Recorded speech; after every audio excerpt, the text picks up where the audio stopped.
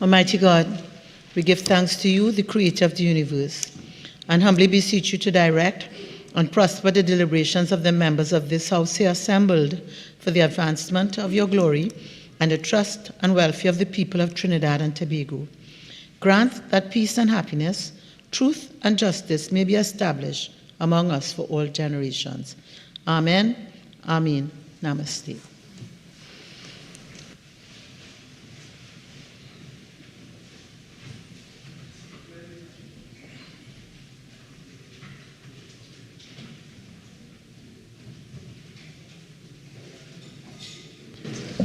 Oath or affirmation.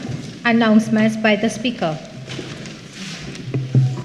Honorable members, I have received communication from Mr. Rudranath Indar Singh MP, member for Couva North, who has requested leave of absence from today's sitting of the House. The leave which the member seeks is granted. Bills brought from the Senate. Petitions. Papers. The Minister of Social Development and Family Services. Madam Speaker, on behalf of the Minister of Social Development and Family Services, I have the honor to lay paper number 1, the Annual Administrative Report of the Ministry of Social Development and Family Services for fiscal year 2021. Minister of Trade and Industry. Madam Speaker, on behalf of the Minister of Trade and Industry, I have the honor to lay the following paper. Paper number 2, the Administrative Report of the Trinidad and Tobago Creative Industries Company Limited for the year ended September 30th, 2017. Thank you very much, Madam Speaker. The Minister of Education. Thank you, Madam Speaker. Madam Speaker, I have the honor to lay the Administrative Report of the Youth Training and Employment Partnership Program Limited for the fiscal year 2016-2017. Thank you. The Minister of Finance.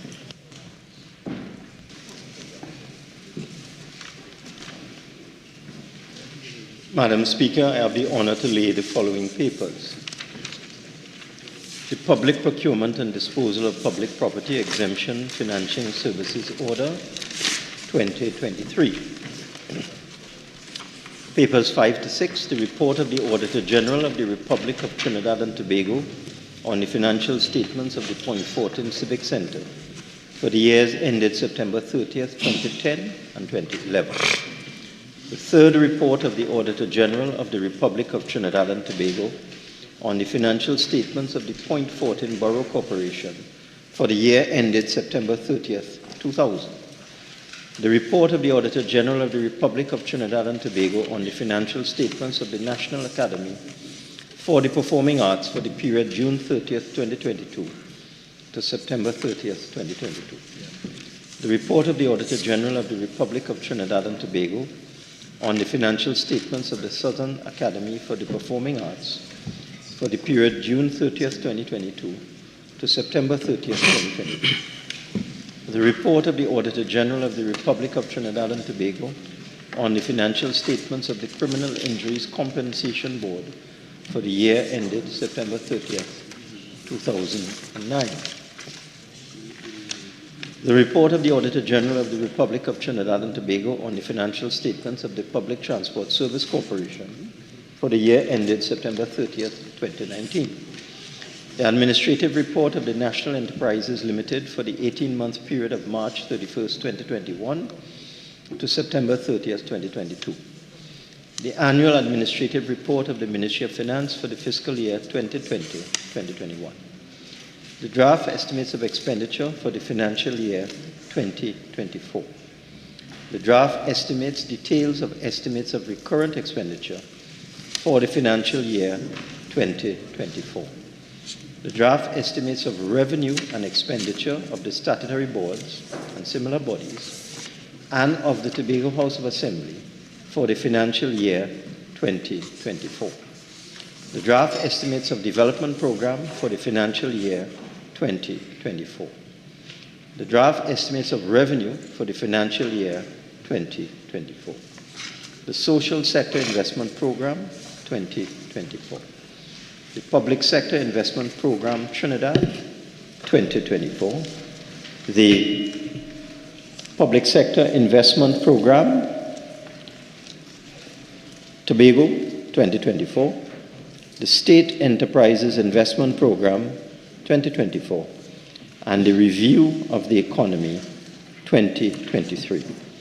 Madam Speaker, I beg to move that papers 5 to 11 be referred to the Public Accounts Committee.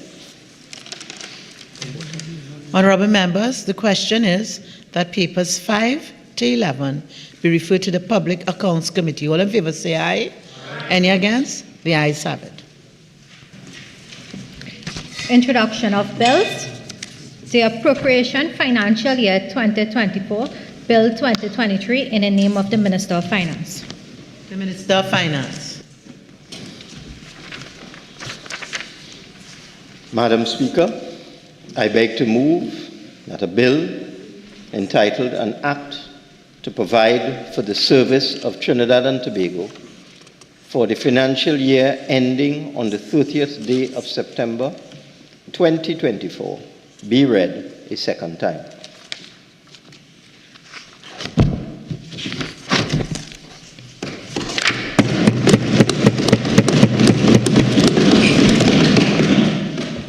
Madam Speaker, I wish to present to this Honourable House the budget statement for the financial year 2024.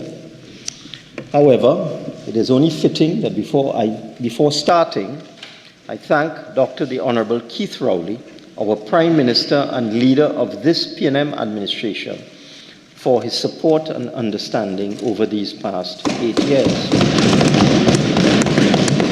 Indeed, I have had the pleasure and privilege to manage the fiscal affairs of this country as Minister of Finance since this administration assumed office in September 2015. Madam Speaker, it needs to be repeated that 8 years ago in 2015, when we were elected to government, our economy was confronted with exceptional and challenging difficulties because of a collapse of oil and gas prices that started in 2014, coupled with declining oil and gas production and an unhelpful petroleum tax regime. Our detractors do not wish to acknowledge these truths and would prefer that we pretend it was not so, but this is the stark reality we faced. Between 2014 and 2016, the price of oil dropped by 75% from US $100 per barrel to US $25 per barrel. That is what we had to deal with. This price collapse and the petroleum tax regime changes, which favored accelerated capital expenditure write-offs, drastically impacted our economic and financial situation and severely affected economic growth and our fiscal accounts. We lost $20 billion in annual revenue in just 1 year, with annual government revenue dropping from $57 billion to $37 billion.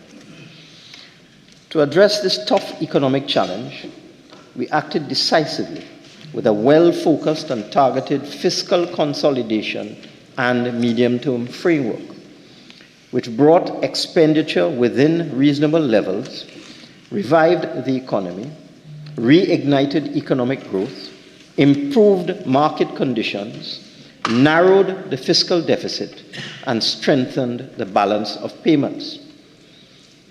By 2019, Madam Speaker, the economic and financial conditions for anchoring economic growth had been created, and positive results were emerging. The economy had emerged from contraction and had begun to grow. However, none of us could foresee the worldwide catastrophe which derailed our hard-won economic gains as COVID-19 engulfed the global economy in early 2020. Then, as Trinidad and Tobago, along with the global economy, re-emerged from the pandemic, we were confronted by a second global headwind, the Russian invasion of Ukraine in February 2022, which generated higher inflation and caused shipping costs and the prices of essential imported foods and other basic items to skyrocket. As we go forward, the outcome of the Russia-Ukraine war remains uncertain. But notwithstanding, the global economy appears poised for a slow but gradual recovery from the lingering effects of the pandemic and the war. However, while positive indicators are emerging, many factors mitigate against these and render the global recovery fragile and highly uncertain. Oil, gas, and petrochemical prices remain extremely volatile, while climate change and the move towards the use of renewable energy and away from fossil fuels are gaining more and more importance. Maintaining and increasing our oil and gas production also remains very challenging due to the 100-year maturity of our oil and gas basin. Therefore, as a priority, we must continue to build and develop our non-energy sector while strengthening and preserving our aging energy sector. This is the global landscape against which I am delivering my 9th budget statement, seeking to consolidate previous gains and build on the current momentum to continue taking the economy forward. One thing for sure, Madam Speaker, which all of our citizens need to understand, is that Trinidad and Tobago cannot operate isolated, independent, and unaffected by the conditions of the international marketplace. We are a trading nation and will constantly be buffeted by global storms. Accordingly, my theme for this year's budget statement is building capacity for diversification and growth within a world of challenges. Looking again at the global economy, Madam Speaker, the confluence of factors currently clouding the global outlook, the legacy effects of the COVID-19 pandemic, the lingering Ukraine-Russia war, and its latest perilous phase, persistently high inflation, aggressive interest rate increases from the tightening of monetary policy, and the ever-worsening impact of climate change must be carefully considered going forward, even though signs of global recovery are emerging. The emerging view is that while global uncertainty remains, risks have become better balanced. China is rebounding, supply chain disruptions are unwinding, and dislocations to energy and food markets caused by the Russia-Ukraine war are receding. Simultaneously, the tightening of monetary policy by most central banks is beginning to bear fruit, with inflation moving downwards to previously established targets. Madam Speaker, the July 2023 World Economic Outlook update has forecast that global growth will be approximately 3% in 2023 and 2024. Although more slowly than initially anticipated, global inflation is expected to decrease from 8.7% in 2022 to 6.8% in 2023 and 5.2% in 2024. While these metrics give us space to take advantage of this window of opportunity to power our economy forward, we must appreciate that in driving our economic and reform agenda, that global turbulence is building below the surface. We will take steps to address and mitigate the impact of these threats on our domestic economy to ensure that our economy sustains its recovery at all costs. At the same time, we will encourage and foster diversification and achieve strong, sustainable, and inclusive growth over the medium term. Turning now to the domestic economy. Our well-designed rolling medium-term economic and reform program, introduced at the beginning of our period in office, has been instrumental in navigating the multiple crises and shocks that have impacted our economy negatively. We have navigated successfully the 2014 to 2016 negative energy shock with the associated pressures on the balance of payments and fiscal accounts, followed by a prolonged period of depressed oil and gas prices. The lockdown of production units and businesses and restrictive public health and social measures during the COVID-19 pandemic, March of 2020 to April of 2022. The Russia-Ukraine war, which began in February 2022, putting upward pressure on global inflation, rising global interest rates since mid-2022, triggering repricing across asset classes, including equities, and generating sizable losses in the value of equity and bond portfolios. Madam Speaker, I am pleased to confirm that economic activity rebounded in Trinidad and Tobago in 2022 under the influence of favorable terms of trade. After contracting by 1% in 2021, which was 8% better than the situation in 2020, the COVID-19 onset year, our domestic economy grew by 1.5% in 2022. Further, growth continued in the first quarter of 2023 at a rate of 3%. Significantly, and from a diversification perspective, economic growth was driven by a buoyant non-energy sector, which expanded by 5.8% in 2022.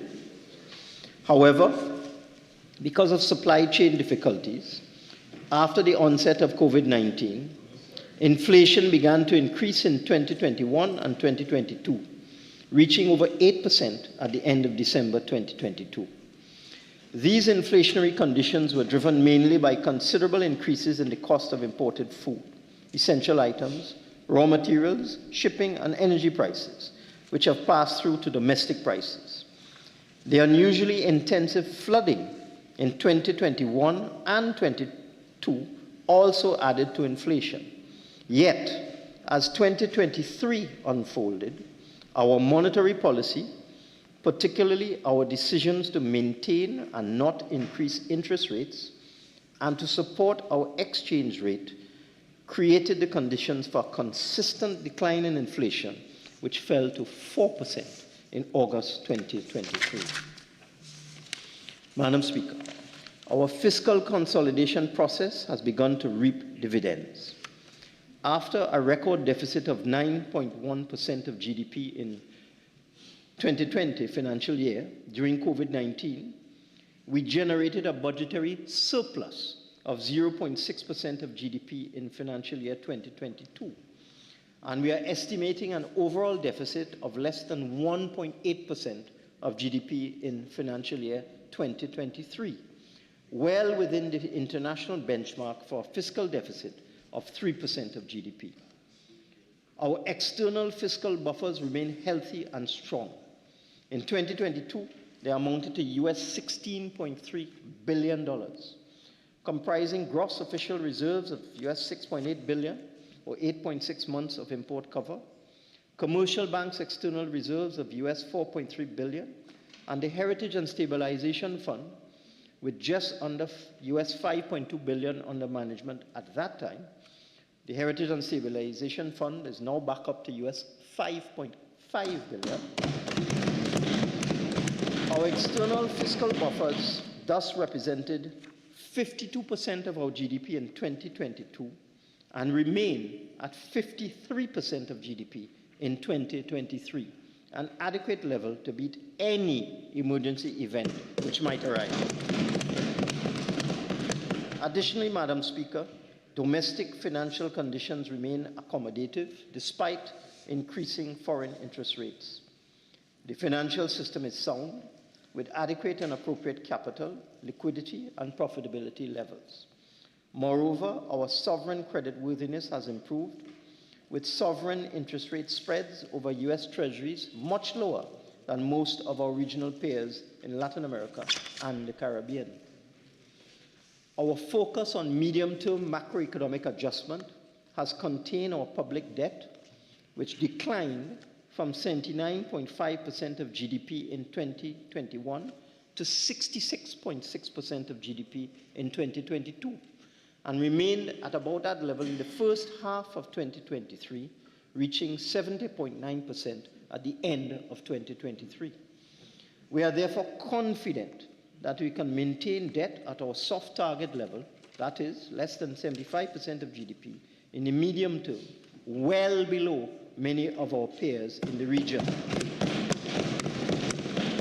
As in the past 8 years, we will maintain fiscal discipline in 2024, rebuild fiscal buffers, and advance structural reforms to diversify the economy in preparation for the expected global energy transition.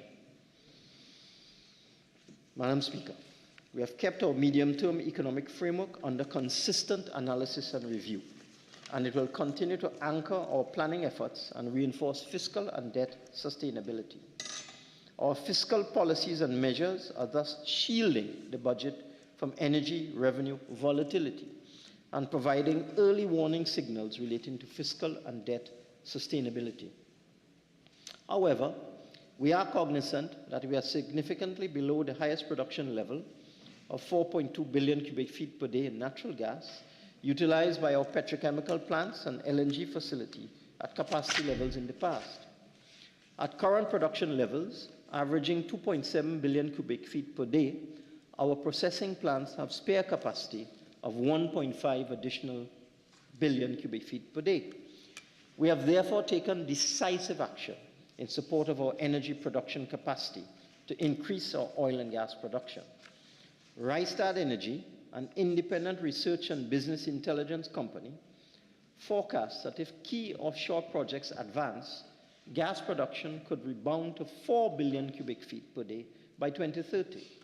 In the interim, gas production will stabilize at approximately 2.6 billion cubic feet in 2024 and 2.5 billion cubic feet in 2025. Madam Speaker,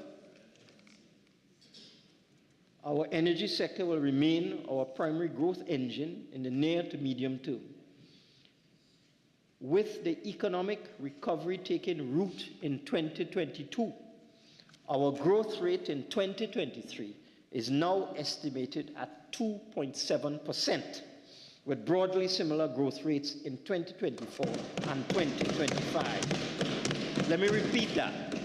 With the economic recovery taking root in 2022, our growth rate in 2023 is now estimated at 2.7%. Significant economic growth is now being driven in a much more balanced manner by the energy and non-energy sectors. While the energy sector contracted by 0.3% in 2022 and may contract by a further 0.6% in 2023, with a rebound in 2024 and 2025, with estimated growth rates of 2.4 and 2.7%, the non-energy sector expanded by a significant 5.8% in 2022 and a further 3% in 2023. The non-energy sector is also projected to grow by 2.6% in 2024 and 2% in 2025. Additionally, inflation is now again on the decline. After several years of historically low levels, reaching as low as 1% in 2019, the worldwide effects of COVID-19 caused inflation in Trinidad and Tobago to peak at 8.7% in December 22. However, this was still below the 16.9% average inflation experienced in other Caribbean countries. Our inflation in 2022 was, in fact, half the rate in the rest of the Caribbean. Significantly, our annualized rate of inflation, which was 5.8% in 2022, is now projected to be 5.1% in 2023 and 3.4% in 2024 and 2025. Madam Speaker, our firm commitment to fiscal prudence and consolidation is now paying rich dividends despite the multiple shocks and challenges in the global economy and their associated negative impacts on us. Fiscal sustainability is being reinforced as our fiscal situation has been improving. For the first time in more than 10 years, we recorded a fiscal surplus in 2022, 0.6% of GDP. We also expect that our fiscal outturn will remain within a range of 3% of GDP, the international benchmark, over the period 2023 to 2025. As we closely manage our energy revenues while staying keenly focused on improving public spending efficiency, preserving support for the most vulnerable, and protecting essential capital spending.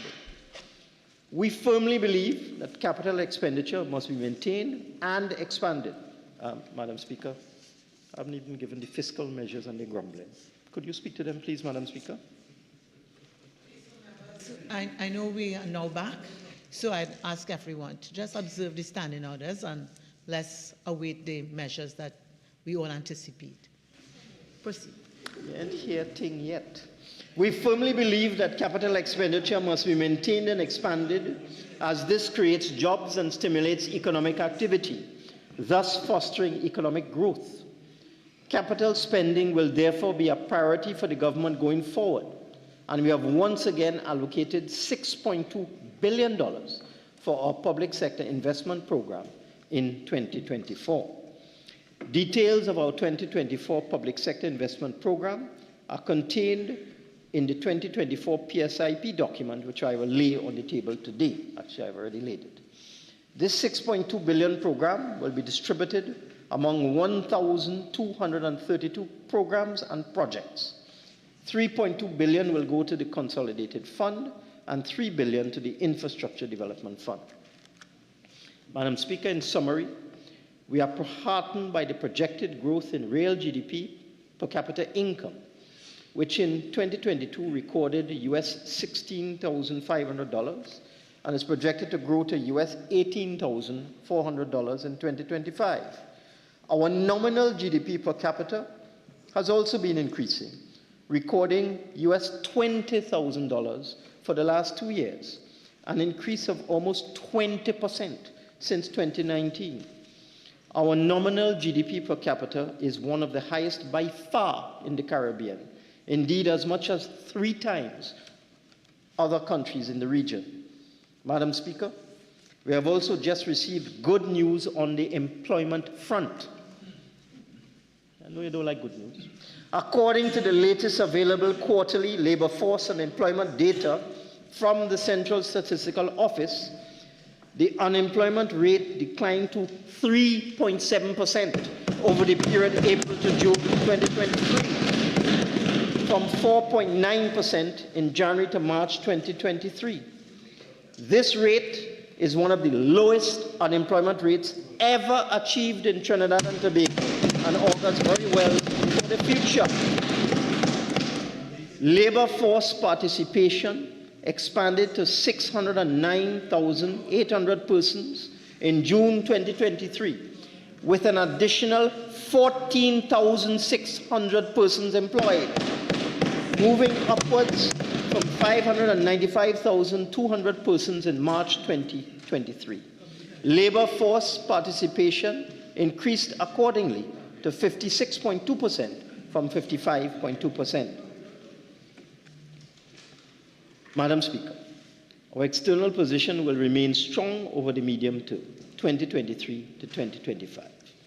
A positive current account balance, which reached 17.9% of GDP in 2022 in the context of the energy windfall, is expected to remain at about 6.6% of GDP over the medium term, far better than most countries in the LATAM region.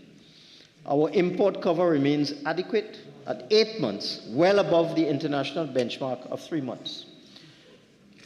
Some of the critical sectors that will receive significant funding for capital expenditure are as follows: agriculture, crime and security, education and the youth, transportation, roads and bridges, drainage, digital transformation of our economy, sports and community development, healthcare, housing and shelter, trade and investment, among others.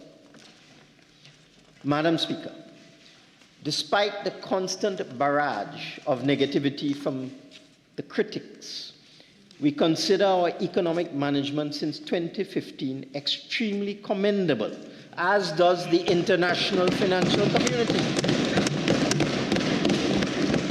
This fact was demonstrated as recently as a few weeks ago, when we successfully refinanced a US $550 million bond on the international capital market at an interest rate spread of just 1.46% above current US Treasury 7-year notes, or 5.95% over 7 years, with an oversubscription of 3 times the required amount. This was a far superior outcome to previous international financing transactions within the last 10 years, where our interest rate spread was between 2 and 3% above US Treasury note rates. For this successful transaction, I wish to offer my sincere congratulations to the officials of the Ministry of Finance, our lead managers JP Morgan and Scotiabank, as well as our expert international financial advisors Lazard, for their excellent work which resulted in the successful execution of this bond. In contrast, Madam Speaker, other countries in the Latin American and Caribbean region that have gone to the market recently have been forced to raise financing at rates above 11%. We raised it below 6%. Notably, we achieved an interest rate of 5.95% on our international bond, when the current interest rate yield on 4-month US Treasury notes, still the best investment in the world, is 5.61%, and 7-year Treasury notes currently trade at 4.61%. So while our detractors at home have sought to deny how the rest of the world views Trinidad and Tobago under this government, there is no avoiding the reality that through prudent management, we have been able to withstand successfully the consistent and multiple adverse external shocks over the last decade. In 2023, as was the case in 2016 and 2020, when we also launched successful bond issues on the international capital market, we are viewed by the global financial community as a safe investment haven. Madam Speaker, our external position will remain strong over the medium term 2023 to 2025. A positive current account balance, which reached 17.9% in 2022, is expected to remain at about 6% of GDP over the medium term. We have overcome substantial downside risks over the last 8 years, and I am indeed optimistic about our medium-term prospects, including upcoming new energy projects. The recent decision of S&P Global to revise our investment credit rating outlook from negative to stable has bolstered our access to international markets. Our sovereign spreads over US Treasury rates are now well below most countries in Latin America and the Caribbean. Our internal analytical and economic assessment aligns with those proffered by S&P Global and Moody's Investors Services, 2 major credit rating agencies, in their latest outlook for the country. Indeed, S&P Global has revised our investment credit rating outlook, while Moody's Investors has moved our outlook upwards from stable to positive. CARI-CRIS, a regional rating agency, has also maintained our high creditworthiness rating. These improved ratings are welcome developments. They acknowledge the positive outcome of the country's efforts through the several different shocks that have taken place over recent years, such as the oil and price gas shocks, the severe adverse effects of the COVID-19 pandemic, the Russia-Ukraine war. Specifically, Madam Speaker, in July 2023, Moody's Investors Services was clear and precise in affirming our sovereign rating while moving our outlook upwards from stable to positive. Moody's pointed out that the positive outlook reflects improved prospects that our fiscal consolidation momentum, triggered by the energy price windfall gains, will be more sustained than projected in its baseline scenario. After several years of contraction, a return to economic expansion would also enhance economic resiliency and continue diversification in the non-energy sector. In the view of Moody's, this government, adopted structural, fiscal, and economic reforms are reflected in an improving institutional and governance strength. Madam Speaker, following this positive credit rating by Moody's Investors Services, also in July 2023, S&P Global affirmed our investment-grade credit rating with a stable outlook. I wish to emphasize that S&P Global's affirmation of our credit rating is a positive development. Our country is one of the few investment-grade destinations within the Latin American and Caribbean region at this time. Madam Speaker, we are the only investment-grade country in the Caribbean with an improving economic outlook. These affirmative actions are explicit acknowledgements by well-respected private international agencies of our policy effectiveness as we persist in implementing difficult but necessary long-term reforms. I am assured that adherence to the established goals in our medium-term economic framework would further strengthen our credit profile and improve our credit standing. We now have a clear direction ahead, and we have defined goals. Turn now to institutional quality. Madam Speaker, pursuing high-quality development is first and foremost a requirement to build a modern economy. It is the only way to attain better results for ourselves. We will create a new growth impetus through institutional enhancements and policy innovations. Looking now at the Heritage and Stabilization Fund. In 2022, the sovereign wealth fund industry experienced severe declines in valuations arising out of the turbulence in the global money and capital markets. In the face of the Ukraine-Russia war and the increases in the already rising inflation and interest rates, the values of bonds and equities were impacted simultaneously, with the majority of declines in values generating paper losses, given the role of the sovereign wealth funds as long-term investors. Our sovereign wealth fund, the Heritage and Stabilization Fund, had a similar experience. Still, due to timely action and well-conceptualized investment policy approaches, the Heritage and Stabilization Fund was able to contain and reverse the decline in the value of its portfolio. Our Heritage and Stabilization Fund was established in 2007 to preserve wealth for the benefit of multiple generations and to provide for fiscal stabilization. The mandate was subsequently expanded in the face of COVID-19 to include fiscal contingency purposes, for example, expenditure related to preserving lives and livelihoods emanating from a global health emergency.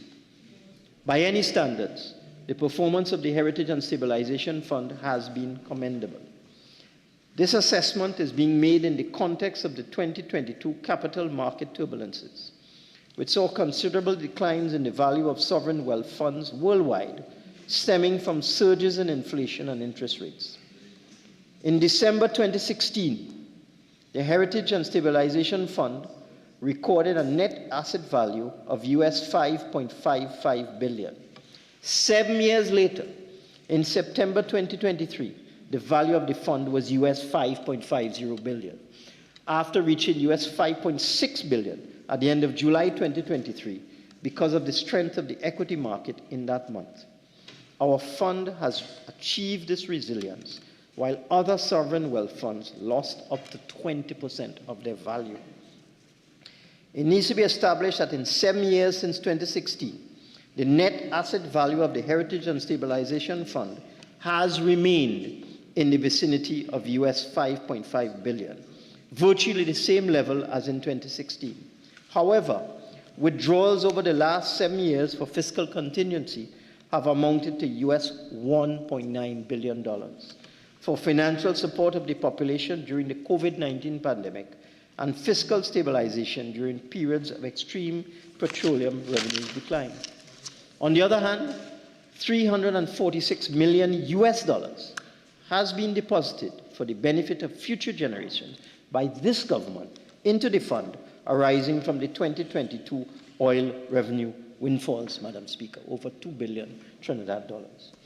Despite loose and unfounded old talk from the other side, under this government, our Heritage and Stabilization Fund maintains its value despite withdrawals to deal with unforeseen economic shocks. I am therefore confident that the Heritage and Stabilization Fund would continue its good performance under astute and careful management and continue to meet the purposes for which it was established. The Revenue Authority. Madam Speaker, The Trinidad and Tobago Revenue Authority was conceptualized at the turn of the 21st century, 2 decades ago, as a strategic institution in our thrust to modernizing our economy. It was envisaged that this new institution, as it had done in other jurisdictions, would maximize tax revenue collection. It was intended to combine 2 divisions of the Ministry of Finance, the Inland Revenue and the Custom and Excise divisions, to create the Trinidad and Tobago Revenue Authority and to insert strong management and technical structures into this new institution to achieve its mandate. It is unfortunate that because of ill-advised and short-sighted opposition from those opposite, including persistent attacks in the law courts. Madam Speaker, I am loath to have to object here on Standing Order 49. This is a matter that is sub judice. This matter is before the courts challenging the constitutionality of the TTRA. Good point.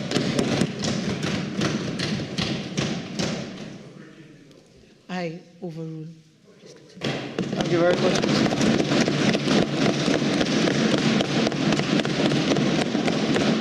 Madam Speaker, that actually proves the point I was making. It is unfortunate that because of ill-advised and short-sighted opposition from those opposite, including persistent attacks in the law courts, all of which have been faced and defended successfully thus far, it is only recently, on December 21st, 2021, the Trinidad and Tobago Revenue Authority Act 2021 became partially operational, enabling the authority to function according to its mandate, but leaving enforcement subject to rules and procedures of the Public Service Commission. In March 2022, the legislation was partially proclaimed, allowing for appointing the Board of Management and Staff Recruitment. Subsequently, in June 22, we selected the first Board of Management, comprising distinguished professionals. In December 22, in accordance with the requirements of the legislation, the board submitted its first 3-year strategic plan for 2023 to 2025, including a 3-year roadmap and a detailed operational plan for year 1. A timely resolution of the present legal challenges, which we look forward to by the end of this year, will set in motion the final stage for the operationalization of the authority. Want to talk for 5 hours?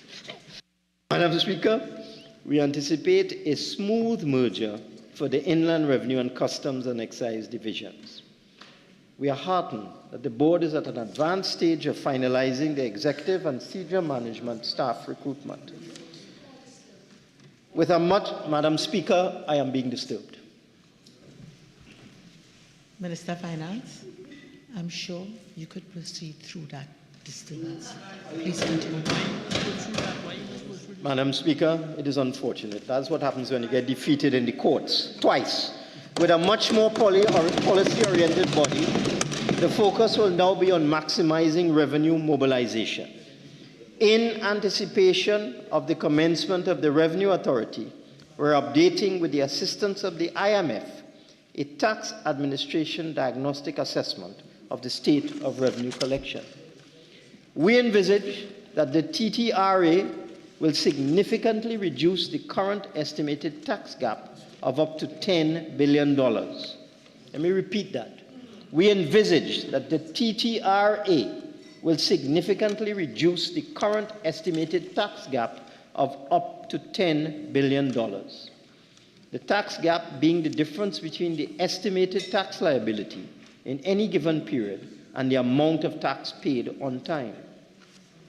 On that note, it is astonishing that the other side, the purported alternative government, in its irrational and relentless opposition to the TTRA, would want the current situation of billion-dollar revenue leakage and tax evasion to continue, when it is only fair and just that everyone pays their fair share of taxes, so that our country's comprehensive suite of free or subsidized social services, including free healthcare, free education, subsidized utility rates, subsidized public transportation, and numerous social grants, among many other benefits, can be maintained. turn now to procurement. Madam Speaker, successive PNM administrations had always imposed strict governance procedures on the processes for acquiring public goods and services to accomplish specified public purposes. Indeed, from 1961, all procurement by government ministries and departments fell under the administrative and regulatory framework of the Central Tenders Board Ordinance, with specified procurement limits being assigned to the accounting officers in various ministries and departments for procuring goods and services. Under the enactment of the Public Procurement and Disposal of Public Property Act 2015 as amended, the acquisition of property and services fell under the tendering procedures until the enactment as established in the Central Tenders Board Ordinance, as well as other tender rules prescribed in state agencies using public funds, including state-owned enterprises and statutory authorities. By 2015, accounting officers within ministries and departments had their limits increased with the flexibility to award contracts of up to 1 million, offering more flexibility than the exacting procedures of the Central Tenders Board. The new framework, as delineated in the Public Procurement and Disposal of Public Property Act as amended, continues the modernization process for procuring property and services using public money. Essentially, the multifaceted, varied, and different procurement procedures used in the state sector have been brought to an end, and the oversight and monitoring of the procurement of property and services using public money has become the responsibility of the Office of Procurement Regulation under the management and administration of a procurement regulator. This legislative structure, with an associated regulatory framework, applying objective standards evenly across all stages and actors in the process, serves to improve governance and, in the process, achieve value for money, transparency, and accountability. This new and modern framework came into operation on April 25, 2023. However, the intricacies of the legislation require detailed examination and monitoring in implementation. The procedural framework for initiating pre-qualification and pre-selection of all suppliers and contractors wishing to do business with public bodies has been put in place. However, it is still a work in progress, as procedures are being fine-tuned and anomalies resolved. At the same time, the Office of Procurement Regulation continues to facilitate the population of the Procurement Depository, a database of pre-qualified contractors and suppliers who can submit information concerning their qualifications and experience. With this new system, public bodies now have the legal capacity to enter into a procurement contract with pre-qualified suppliers and contractors who have been deemed properly registered in light of their qualifications and experience without reference to the Central Tenders Board. Madam Speaker, the compilation of the procurement depository has been challenging, despite the efforts of the Office of Procurement Regulation and various other bodies. I wish to point out that the central government is the country's largest spender on goods and services, with the majority of those goods and services being provided by small and micro enterprises. Effectiveness and efficiency in implementation require that the procurement depository cover the bulk of contractors and suppliers of services to ensure equity in competitive processes. However, Madam Speaker, I am concerned that small and micro enterprises are failing to pre-qualify as contractors and suppliers in light of the requirement to follow the demanding procedures in the legislation. Implementing this complex legislation has created several unforeseen circumstances that could not be addressed under the previous regulatory regime. The practical reality is that putting the Public Procurement and Disposal of Public Property Act into operation for the first time has highlighted several gaps, loopholes, and teething issues. A considerable amount of learning and knowledge sharing is taking place in a short space of time to address the unforeseen deficiencies quickly. These considerations led us to amend on July 26, 2023, the public procurement and disposal of public property legislation. Given the various improvements through the various amendments, one shudders to think about the difficult situation that would have occurred had we not made painstaking efforts to improve it to where it is now. Through amending the legislation, we strengthened the procedural framework for procuring goods and services to be used by public bodies.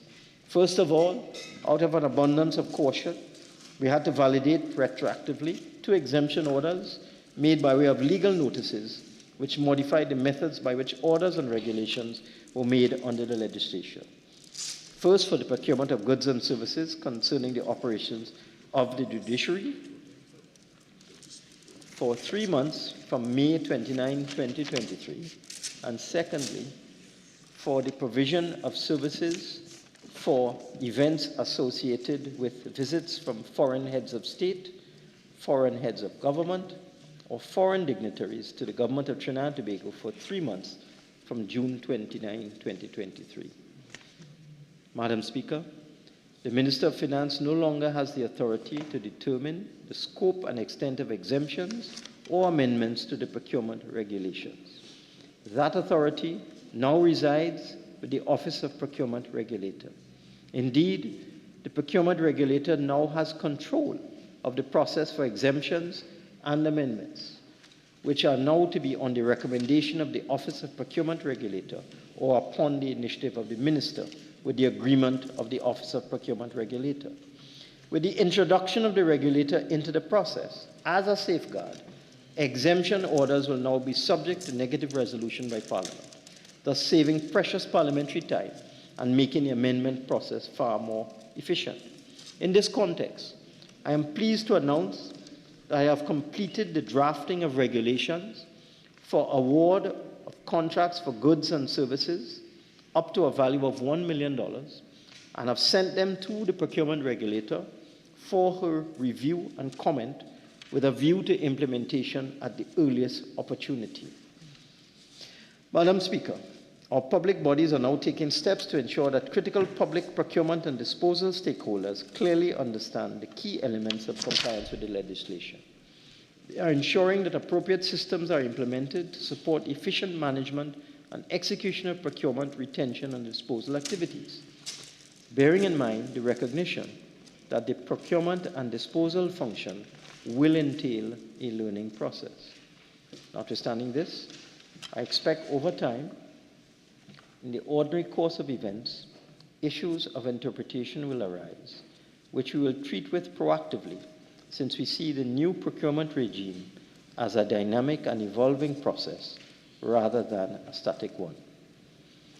Further, Madam Speaker, to avoid duplication of effort, we are procuring an appropriate e-procurement solution for the whole of government. This platform will provide for the seamless integration of e-procurement solution within all bodies, including training, business process, realignment, and establishment of operational governance structure. The solution represents an essential adjunct in our public service modernization program. We are creating a more agile, client-focused, proactive, and result-oriented public service. However, I wish to make it clear that whenever necessary, we will introduce in Parliament for debate appropriate improvement amendments to the procurement legislation as unforeseen difficulties arise to ensure that the country's development program is not unduly impeded. I move now to property tax. Madam Speaker, we have always ensured that our non-energy tax structure meets international best practice. To that end, we have consistently reformed our income, corporate tax structures, and value-added taxes.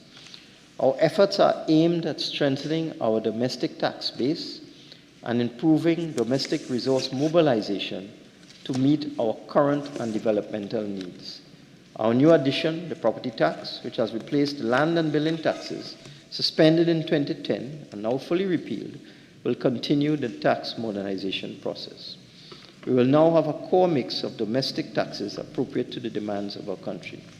In this context, I wish to advise that the collection of property taxes will be effective in the financial year 2024.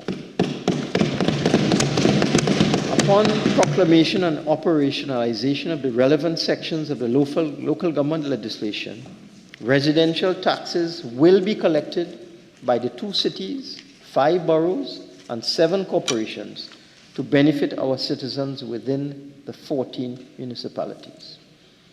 Madam Speaker, we are at an advanced stage of operationalizing the property tax regime and bringing Trinidad and Tobago into the modern era. Our valuation division, with enhanced resources, has already crossed the 50% threshold of residential properties required to give effect to the population of the valuation role. Therefore, I am confirming today that in accordance with the law, I have received the residential property valuation role for Trinidad and Tobago. This valuation role will now be sent to the Inland Revenue Division, which will set in motion the procedural framework for collecting residential property taxes in the first instance. This will provide local government bodies with a new and sustainable revenue stream to be used for procuring goods and services and or their development programs, and not for personnel expenditure. Legislative amendments will be made in due course to ensure that this money is not used for the wrong purpose. In this regard, since this is a new paradigm and the collection of property tax will take some time to ramp up, I have created a new sub-item for the proceeds of property tax in the goods and services line item in the allocations for municipal corporations, and allocated additional appropriate sums of money for each of the 14 municipal corporations in the first instance, depending on their population size, ranging from 8 million to 12 million. These sums will be suitably increased during the mid-year review if the collection rate of property taxes exceeds expectations. Madam Speaker, it must be emphasized that property taxes are easily calculated, but subject to extensive narratives of knowingly false claims, misinformation, and disinformation. In making false representations about the property tax levels that most citizens will be required to pay, our opponents consistently and deliberately confuse capital values with rental values to make property taxes appear onerous. Let me make it demonstrably clear. The base for calculating property taxes is the annual rental values of relevant properties. For example, in the first step, the Valuation Division has established and continues to establish annual rental values for national property portfolio, which comprises 600,000 properties, of which 400,000 are residential, 49,000 are commercial, 3,000 are industrial, and 148,000 are agricultural. Madam Speaker, in the second step, the Board of Inland Revenue will calculate the property taxes based on the annual rental values discounted by 10% with an application of 3% of the discounted annual rental values. For example, with an annual rental value of $24,000, the property tax will be $54 per month. Let me repeat that. With an annual rental value of $24,000, the property tax will be $54 per month, being $24,000 minus $2,400, which will equal $21,600 multiplied by 3%.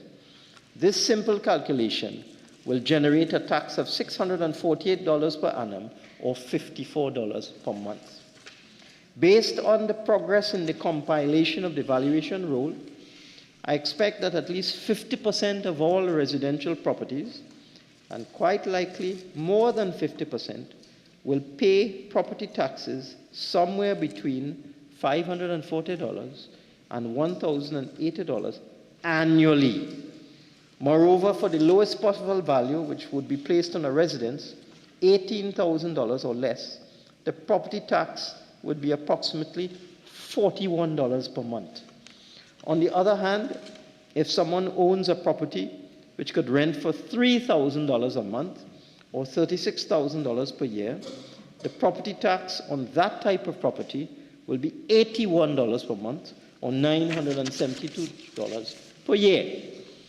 For more significant and larger properties that rent for $10,000 per month, the property tax would be $3,000 per annum or $250 per month, which is quite affordable for owners of properties in that higher range. Further, Madam Speaker, despite these relatively low property taxes, we are still ensuring that the most vulnerable in our society are shielded from the immediate impact of property taxes. If a citizen cannot pay the tax due to hardship, or if they are on old age pension or public assistance, if they are on old age pension, public assistance, or disability grants, or they have minimal income, they can apply to the Board of Inland Revenue for deferral of property tax.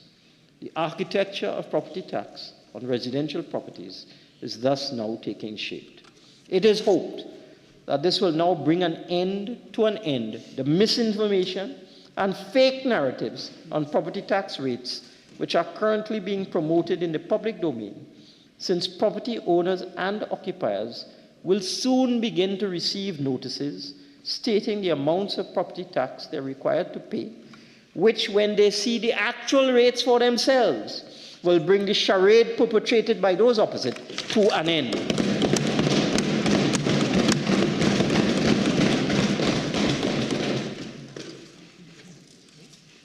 So now to local government.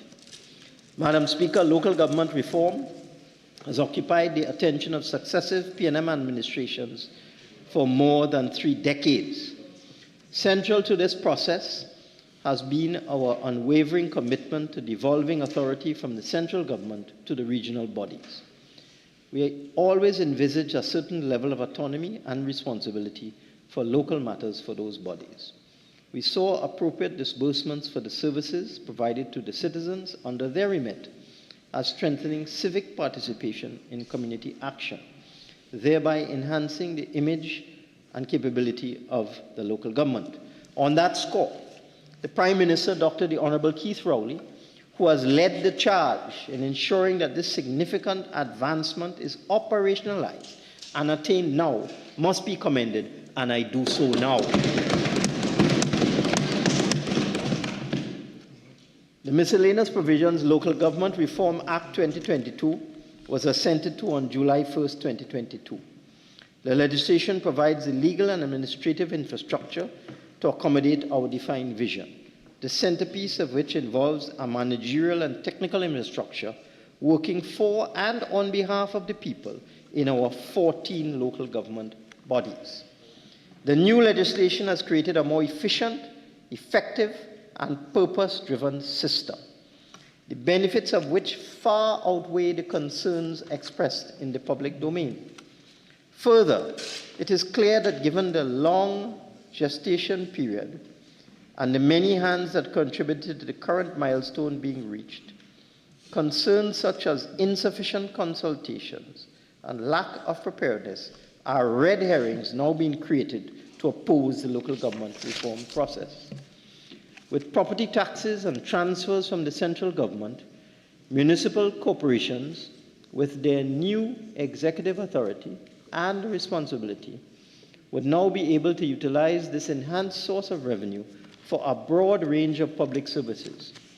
I am in no doubt that our citizens will benefit from improved services, including the efficient management of many areas of local concern, including maintenance of vacant lots, public health, insect control, rodent control, garbage collection, processing of building and development plans, paving, patching, and repairing of local roads and footpaths, clearing and maintenance of local watercourses and drains, maintenance of parks, recreation grounds, and public amenities, and local environmental and waste disposal issues. For a very long time, our citizens have been articulating the view that local government is a problem because it does not provide the required services.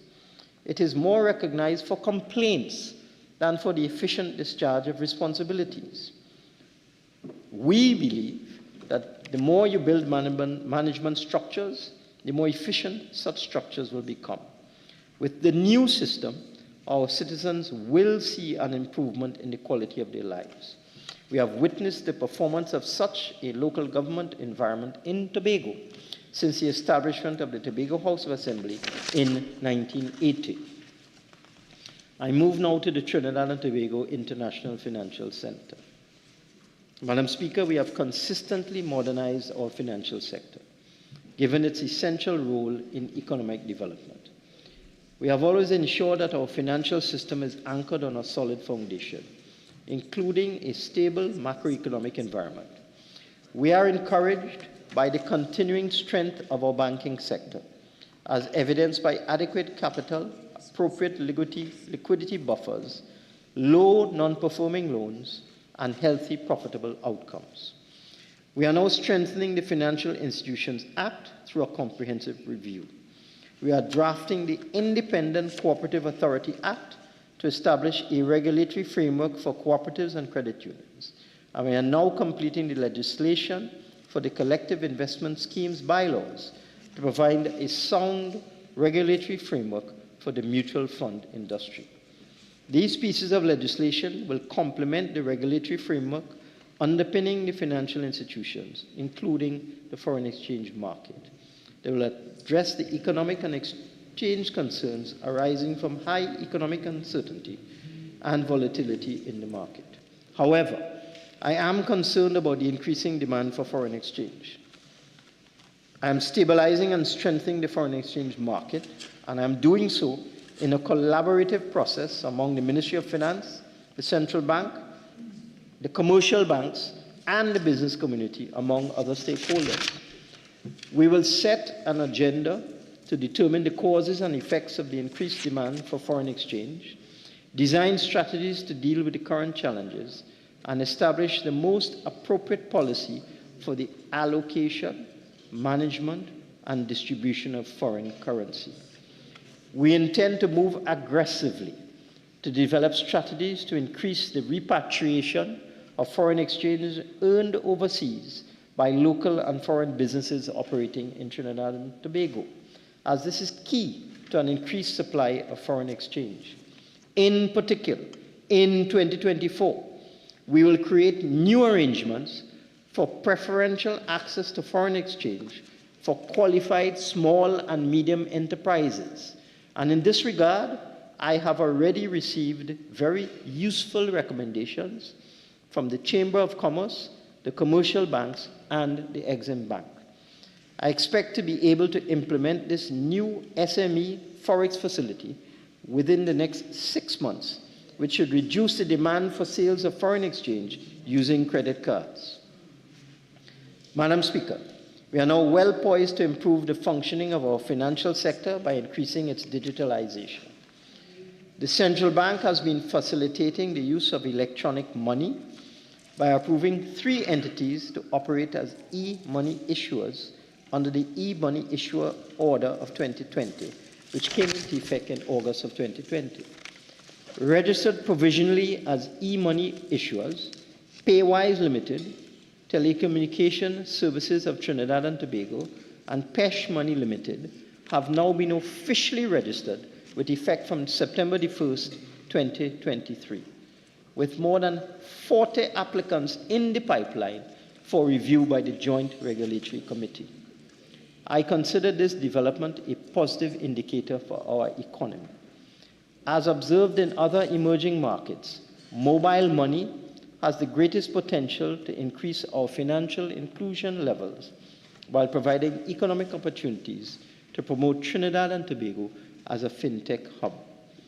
In consultation with the Central Bank, and based on its experience with supervising e-money issuers, as well as representation from industry participants, I have amended the e-money issuer order 2020 to facilitate further the conduct of e-money activity without incurring concomitant risk by removing limits on the size of transactions for individuals, increasing the wallet size and monthly transaction limits for individuals in the micro category, raising the monthly transaction limits for businesses, and removing limits on monthly transaction and wallet sizes for large enterprises and the government.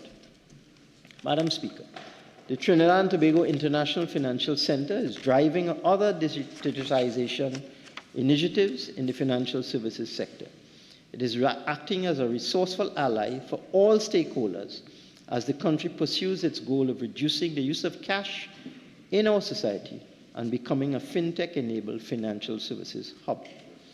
On July 5, 2023, the Trinidad and Tobago International Financial Center launched One FinTech Avenue platform. This initiative will now be the focal point for fintech activity in the region, offering a collaborative environment for all stakeholders to work, connect, and collaborate on fintech-enabled projects through its solutions policy research and accelerator programs.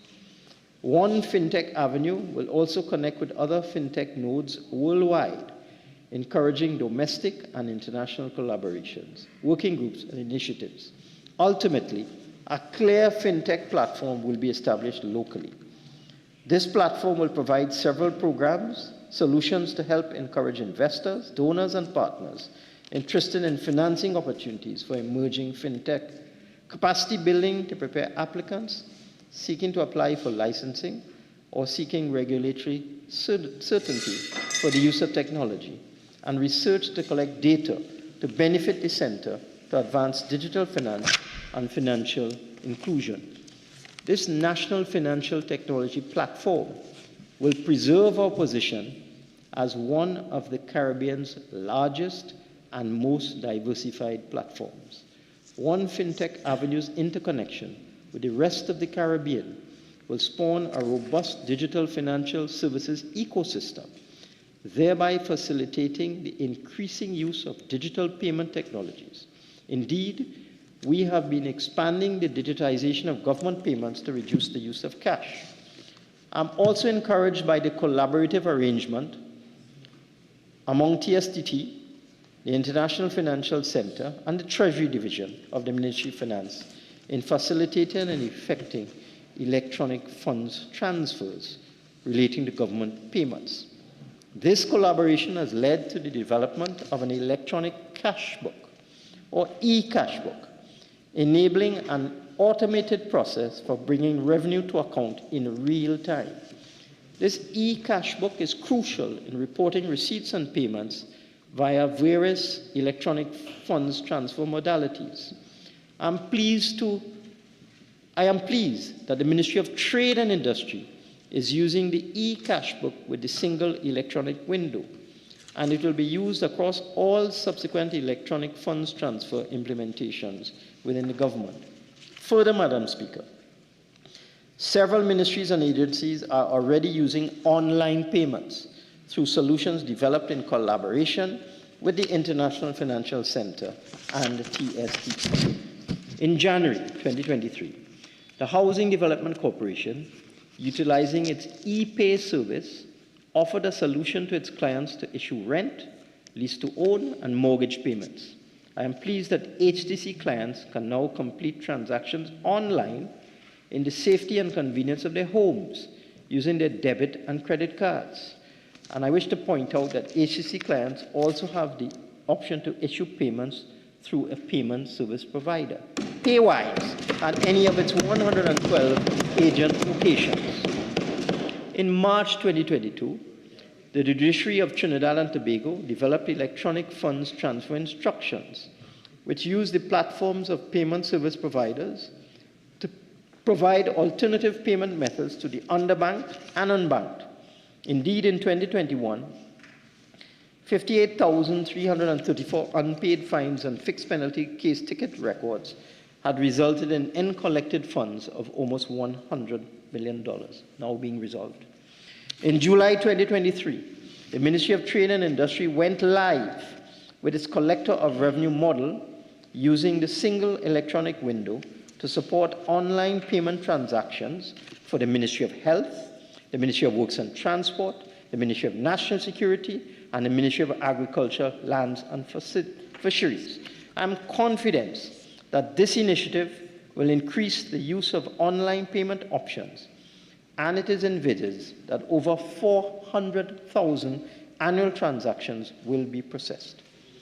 In 2023, the Ministry of Works and Transport has been working with the International Financial Center to launch a payment service allowing debit and credit card payments for fines and penalties.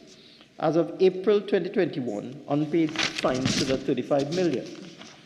The Trinidad and Tobago International Financial Center is assisting the Ministry of National Security to implement services at the Immigration Division to allow for the payment of student permits and e-visas with credit and debit cards. I'm pleased with the early 2024 launch date for this initiative. At the same time, the Immigration Division has been facilitating the application for and renewal of passports through an easy online application system with an iGov TT e-appointment system, with passports delivered through TT Post within a 3-week turnaround time. And there's an option for expedited processing within 5 days at additional cost. We are also moving forward with digitalizing government payments with 2 additional agencies, the Environmental Management Agency and the National Entrepreneurship Development Company Limited, NEDCO. The EMA, with its online payments, will be supporting entities involved in farming, poultry, timber cultivation, and oil and gas offshoring.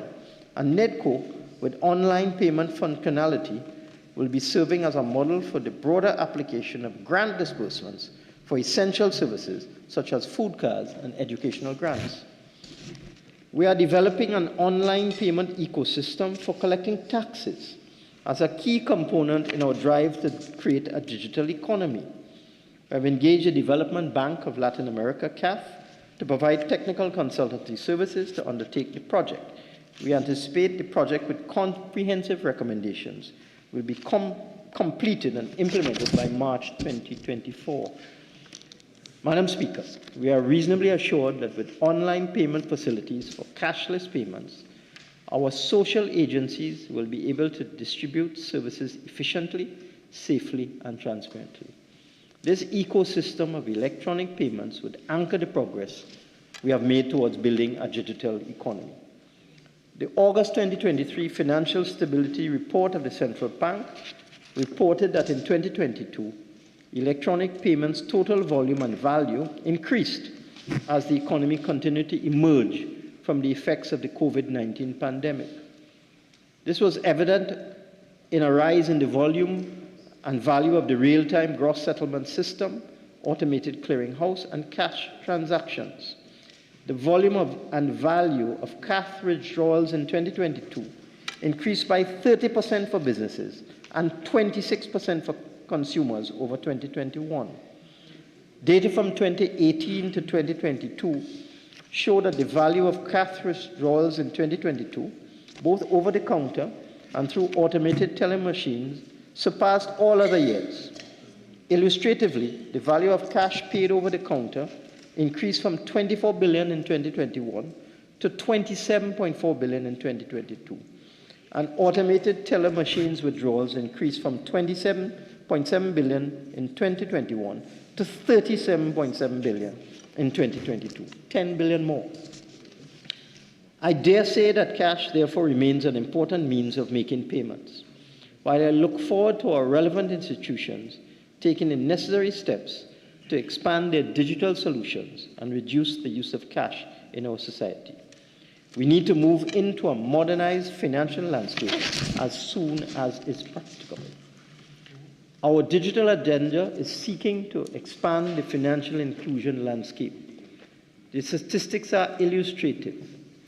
72% of businesses do not have a business bank account. 88% of businesses do not accept digital payments. And 55% of individuals do not now have the knowledge to use mobile or web online banking. This is an unacceptable situation in the modern era, and we must fix this.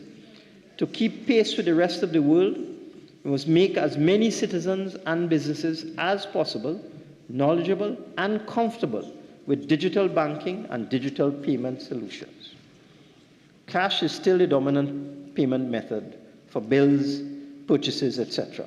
To correct this, we're developing a national financial inclusion roadmap to alleviate the challenges and barriers currently faced by the financially excluded. This data has come from a recent survey done by the Financial Center. I move now to the Gambling Commission. Madam Speaker, our numerous attempts to regulate the casino industry in the past culminated on July 12, 2021, with the passage of the 2021 gambling legislation, the Gambling, Gaming and Betting Control Act 2021. This legislation is significant. It introduces a licensing regime for gaming and betting establishments. It creates a commission, the Gambling, Gaming and Betting Control Commission, and a new tax regime. It also establishes the Rehabilitation and Development Fund. Since its operationalization on July 12, 2021, the date of assent to the Act, the Board of Commissioners has been appointed and working assiduously to achieve its operational infrastructure. We are moving rapidly to the full proclamation of the Act in 2024 and the operationalization of the Gambling Control Commission. We envisage that domestic and foreign investment will be attracted into the industry and create decent work and good-paying jobs in the process. The Statistical Institute. Madam Speaker, a rolling medium-term economic framework represents a centerpiece of our economic planning and budget formulation processes. But to be effective, up-to-date macroeconomic and real sector data are necessary to allow us to make much more timely and accurate forecasts for faster decision-making.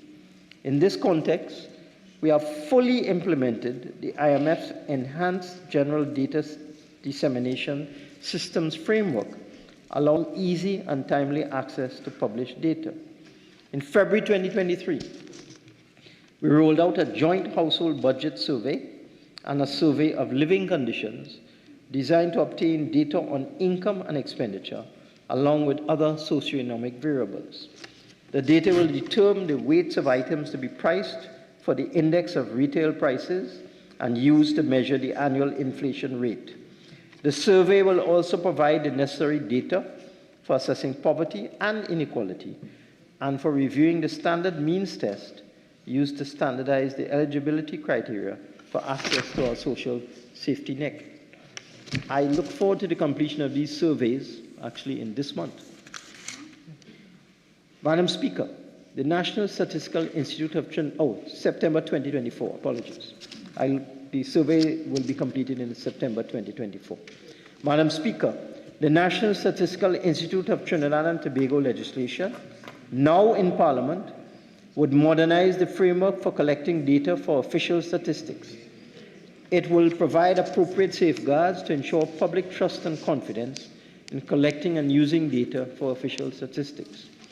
We have completed the final legislative review process for establishing this institute and intend to reintroduce the revised draft legislation into Parliament very soon. The Trinidad and Tobago Mortgage Bank.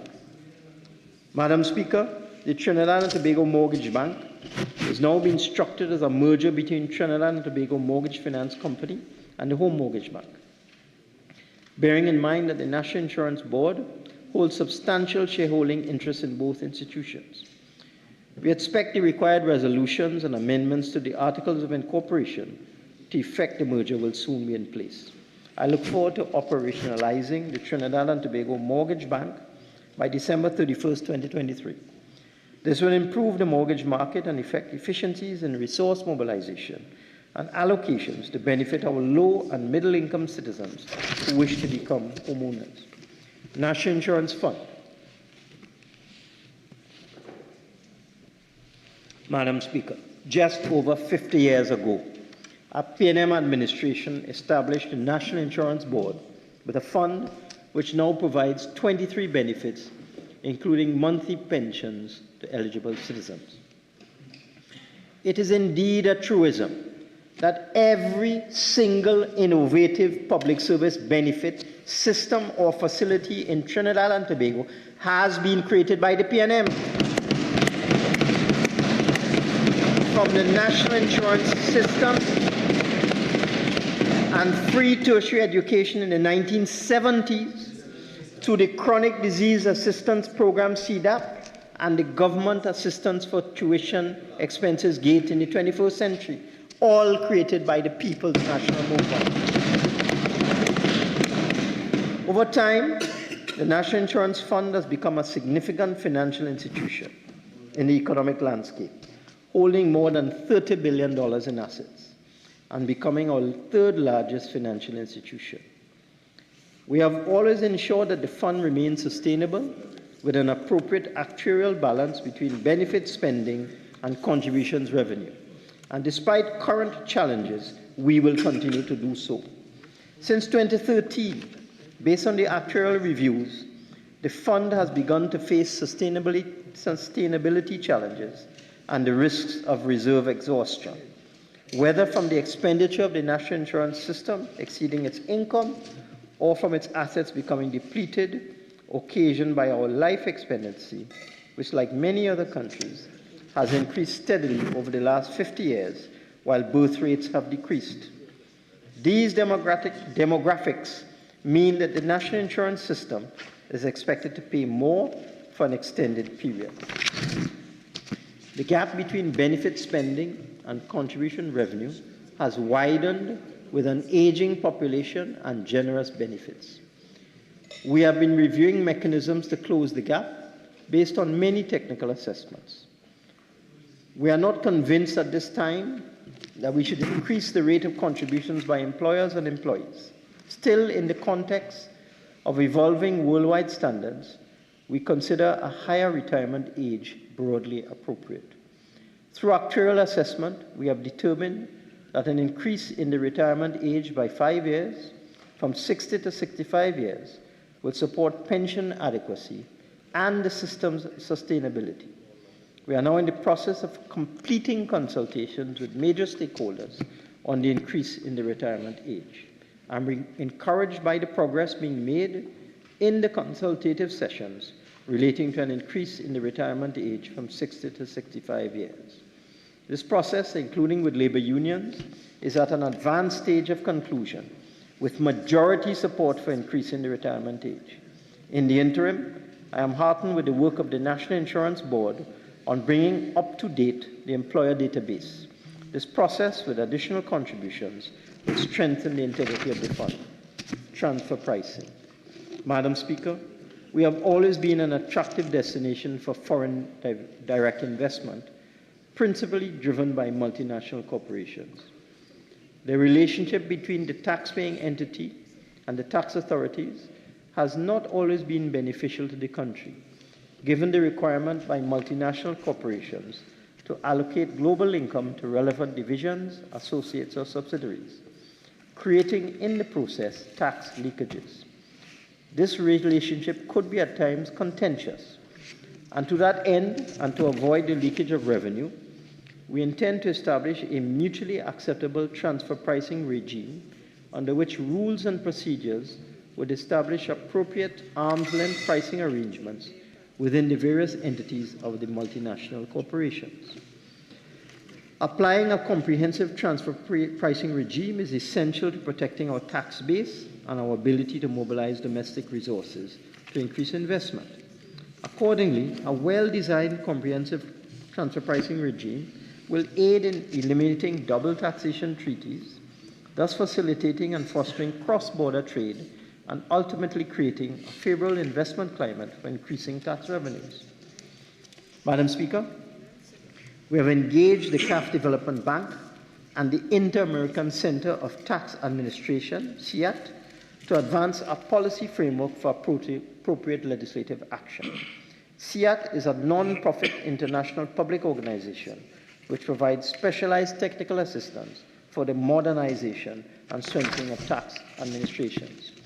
The project will strengthen the efficiency of our tax administration system by promoting tax transparency and avoiding taxable profits shifting out of the country to other jurisdictions. The project is estimated to be completed within 24 months.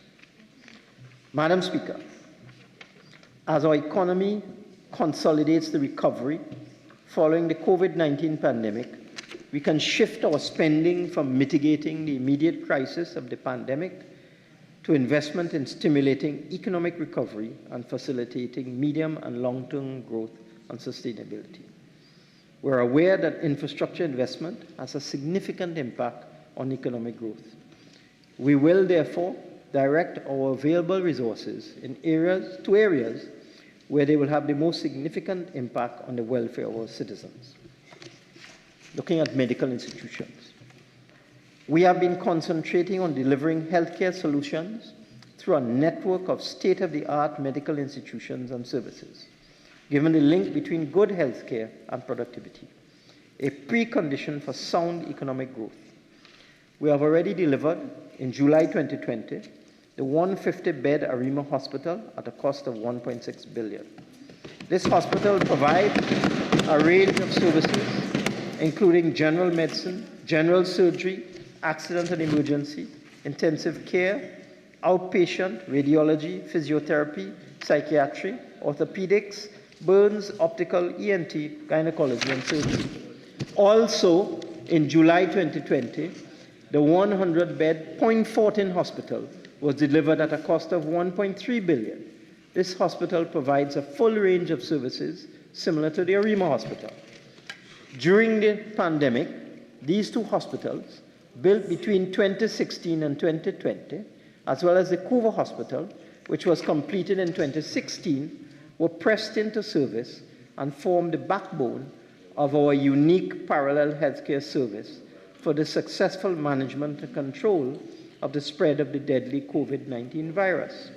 In August 2022, the Roxborough Hospital was outfitted at a cost of $133 million. This hospital will replicate the services now being provided at the Scarborough Hospital for the people of North and Northeast Tobago. Those services include surgical, accident and emergency, dialysis, etc., including a hyperbaric chamber for diving emergencies. The 106-bed Sangre Grande Hospital, at a cost of $1.1 billion, is now near completion. This hospital will provide a full range of services, again similar to the Arima Hospital. And Madam Speaker, we are on track to complete the construction and commissioning of the new 540-bed central block at the Port of Spain General Hospital in March 2025. This flagship facility will also provide a full range of medical services. I think I need to repeat. Arima Hospital, Point Fortin Hospital, Mr. Finance. Okay, so members, while, I don't expect people to sit in silence, please no shouting across the floor. Let's kind of assist the Minister of Finance to get on with what he has to do. Very much, Madam Speaker. I will repeat. Arima Hospital, Point Fortin Hospital, Roxborough Hospital, Sangre Grande Hospital, Port of Spain Hospital.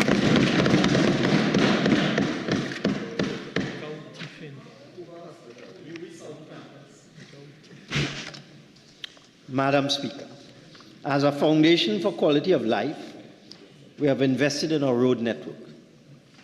Our efforts aim to achieve a modern highway system, major roads, and select secondary roads. Moreover, we are establishing a much more resilient and robust drainage system to mitigate the effects of climate change and a coastal defense system to protect vulnerable communities. The Solomon Ho-Choi Highway extension to Point Fortin is now operational. Commuters will save up to 1 hour in transit time between the city and the borough. We are also commencing work on bringing to acceptable standards the Southern Main Road. The Valencia to Toco roadway upgrade will provide a faster alternative route to access the eastern quadrant of our country. Motorists already have use of the Valencia Road segment, and the construction from Matura River to the beginning of Silibia has begun. The Churchill Roosevelt Highway to Sangre Grande will provide access to communities between Komoto and Sangre Grande. The Manzanilla to Mayaro Road is at an advanced stage of design. The Dago Martin vehicular overpass is in the process of being completed and commissioned at a cost of $185 million. When completed, it will allow for easy vehicular access from the densely populated areas in North Dago Martin to the Western Peninsula, instead of the current convoluted access through Cocorite and St. James. The National Desilting and Major River Clearing Program mitigate flooding and prevent erosion and degradation of channels near watercourses. Irrigation and drainage structures are being improved throughout the country, facilitating increased water capacity and allowing for faster water runoff at critical sites. The Coastal Protection Program is implementing the required defense system to protect our most threatened coastal areas. Madam Speaker, the Ministry of Works and Transport has undertaken over 500 projects in road rehabilitation, slope stabilization, traffic management measures, bridge construction, milling and paving, roadway strengthening, cylinder crossings, bridge repairs, sidewalk and manhole cover repairs. In 2023, we continued an aggressive road rehabilitation program to complete patching works across all districts in Trinidad. In 2024, we will continue the rollout and acceleration of our road rehabilitation program, with the target being all the roads in Trinidad. Over the next 2 to 3 years, we will continue to roll out projects across the country, including traffic alleviation, road reconstruction, slope stabilization, and bridge reconstruction. Let me just provide you with a snapshot of 12 upcoming road infrastructure projects out of hundreds. The Churchill Roosevelt Highway widening from Andrew Lane to O'Meara project, the O'Meara Road upgrade project, Tampuna Road upgrade, network upgrade, Sangre Grande circulation improvements, traffic, Endeavour interchange upgrade, Monroe Road interchange upgrade, Sir Solomon Hochoy Highway Shogunas to Chase Village project, Marval Access project, San Fernando Bypass to Ruba Link Road, Indian Trail Overpass, Clark Road slope stabilization, and reconstruction of the Caroni Savannah Road. Just 12 out of hundreds. The Minister will give more details in his contribution. Our mission under this plan is to elevate our existing roads to a first-class standard, creating a comprehensive grid that seamlessly connects major arteries and highways, thus enhancing connectivity across the country. Tobago Airport. Madam Speaker, the A&R Robinson International Airport expansion, which commenced in 2022, is slated for completion in 2025. The construction has been taking place in 2 phases. The first phase, which enhanced the existing airport building, was completed and commissioned in March 2022. The second phase is underway. It is focusing on developing a modern state-of-the-art terminal building, taxiway, and car park, all designed to accommodate local and international travel demands, sporting, and community centers. We have been modernizing our sporting infrastructure, rolling out a network of community centers. We envisage that this will rekindle civic responsibility and establish a virtuous link between the local communities and regional corporations. Some examples. The Hazley Crawford Stadium was substantially refurbished at a cost of $90 million to accommodate the recently held 2023 7th Commonwealth Youth Games in August 2023. The legendary Mahaika Sports Complex in Point Forte, with a seating capacity of 1,795 persons, has now been completed at a cost of $80 million. Reconstruction and rehabilitation of the famed Skinner Park has been completed with a seating capacity of 3,000 persons in a covered stand and another 3,000 in uncovered stands. Construction is underway to restore and put back into service a modernized, redesigned version of the historic J.P. Smalls Velodrome in Palo Seco and the Maloney Community Swimming Pool, completed at a cost of $12 million, and the Dabadi Malabar Community Swimming Pool, to be commissioned in November of this year at a cost of 11 million, will provide new recreational activities to the surrounding communities. These will join the pools at Sogren Trace Lavantil, Coconut Drive Morva, San Fernando, Diego Martin, and soon to be constructed La Horquetta and Beach facilities in providing an explosion of activities in water safety and water sports competition across the nation. A network of community centers is also being operationalized with facilities and services essential for the community's success and growth and for building civic responsibility. I turn now to city redevelopment. We are progressing with the modernization of San Fernando and the revitalization of Port of Spain. The San Fernando waterfront development is advancing. The widening of the Lady Hales Avenue is now complete. The state-of-the-art fishing facility at a cost of 41.3 million is due to be completed in April 2025. The San Fernando General Hospital car park extension has now been commissioned at a cost of $150 million and will provide safe, secure, and convenient parking for 1,000 commuters, as well as for staff and visitors of the hospital. The relocation of the Customs and Excise building to King's Wharf North has been commissioned at a cost of 11 million, and the Bayshore housing development has produced 60 developed lots at a cost of $35 million. We are continuing with the redevelopment of Port of Spain. Development of the Arapita Avenue community assets is about to be commissioned. The Piccadilly Street urban regeneration is developing 61 apartment units for low to middle income households at Piccadilly Street, Port of Spain. At the same time, work advances on the construction of the 6-story mixed-use building. The overall estimated cost of this phase is $53 million. The recent commissioning of the headquarters of the Ministry of Health in Queen's Park East and the upgrading of physical and social infrastructure will further enhance the aesthetic and commercial value of East Port of Spain. The Port of Spain Shopping Complex Limited is upgrading Eastside Plaza and New City Mall. At number 43 Independence Square, known as the Jag Brothers Mall, we're establishing a 4-story incubator facility for micro-enterprise development. Madam Speaker, at this stage, it is necessary to point out that in every year that I've presented a budget statement, several groups and individuals have complained that I have left out an area or sector of particular interest to them.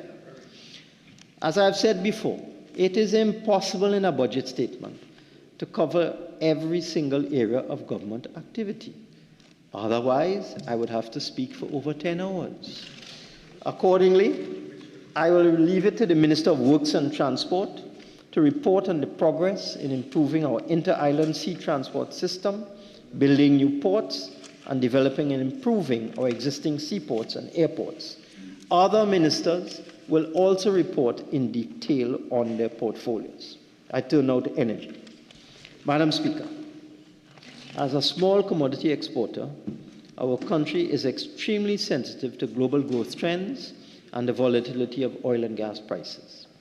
In this context, our energy sector has been a significant driver of economic growth and transformation and our attainment of relatively high living standards. Volatility in crude production and prices generally creates considerable dilemmas for policymaking in the context of revenue losses and need to make appropriate expenditure adjustments. Indeed, in the past 8 years, our energy sector has faced substantial shocks, not only in volatile prices, but also in production declines. The prevailing conditions have made it necessary that we take action to stabilize our energy sector. I wish to take this opportunity to commend our Prime Minister, Dr. the Honorable Keith Rowley, and the Honorable Stuart Young, Minister of Energy and Energy Industries, for taking the helm in reversing these oil and gas production trends.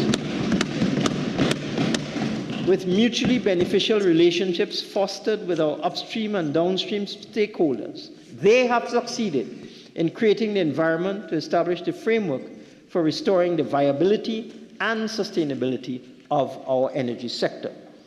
We envisage that over the long term, our oil and gas production will increase from the current 2.7 billion cubic feet per day and alleviate the current gas concerns of our downstream industry and LNG producers.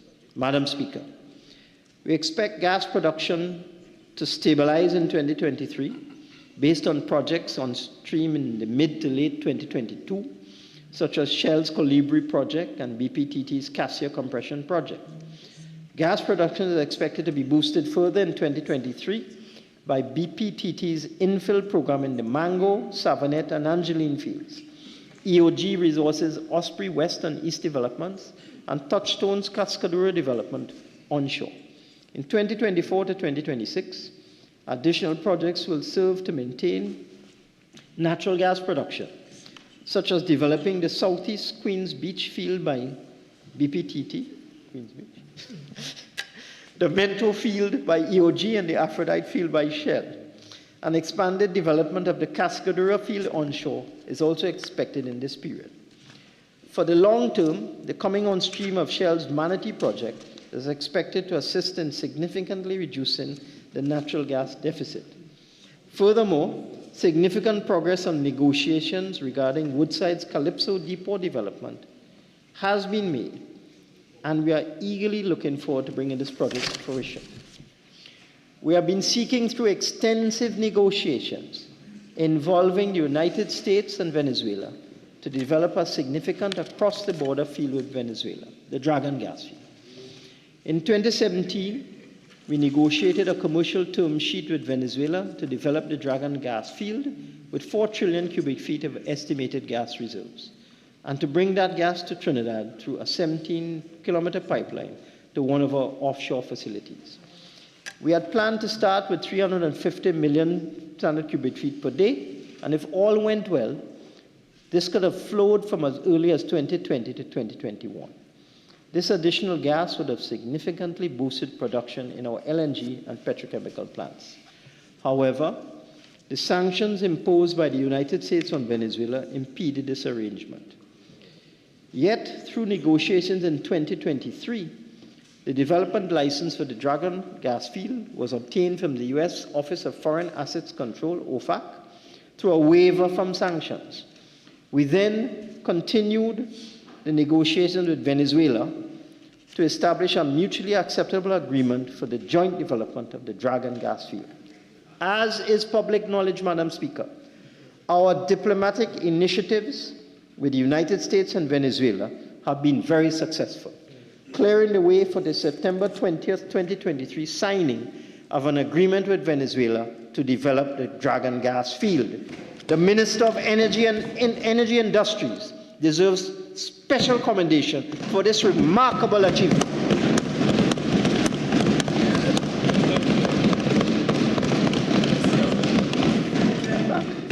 Remarkable achievement. I would have given him a medal. This represents the first step in bringing gas from the Dragon gas field to our facilities for processing and exporting.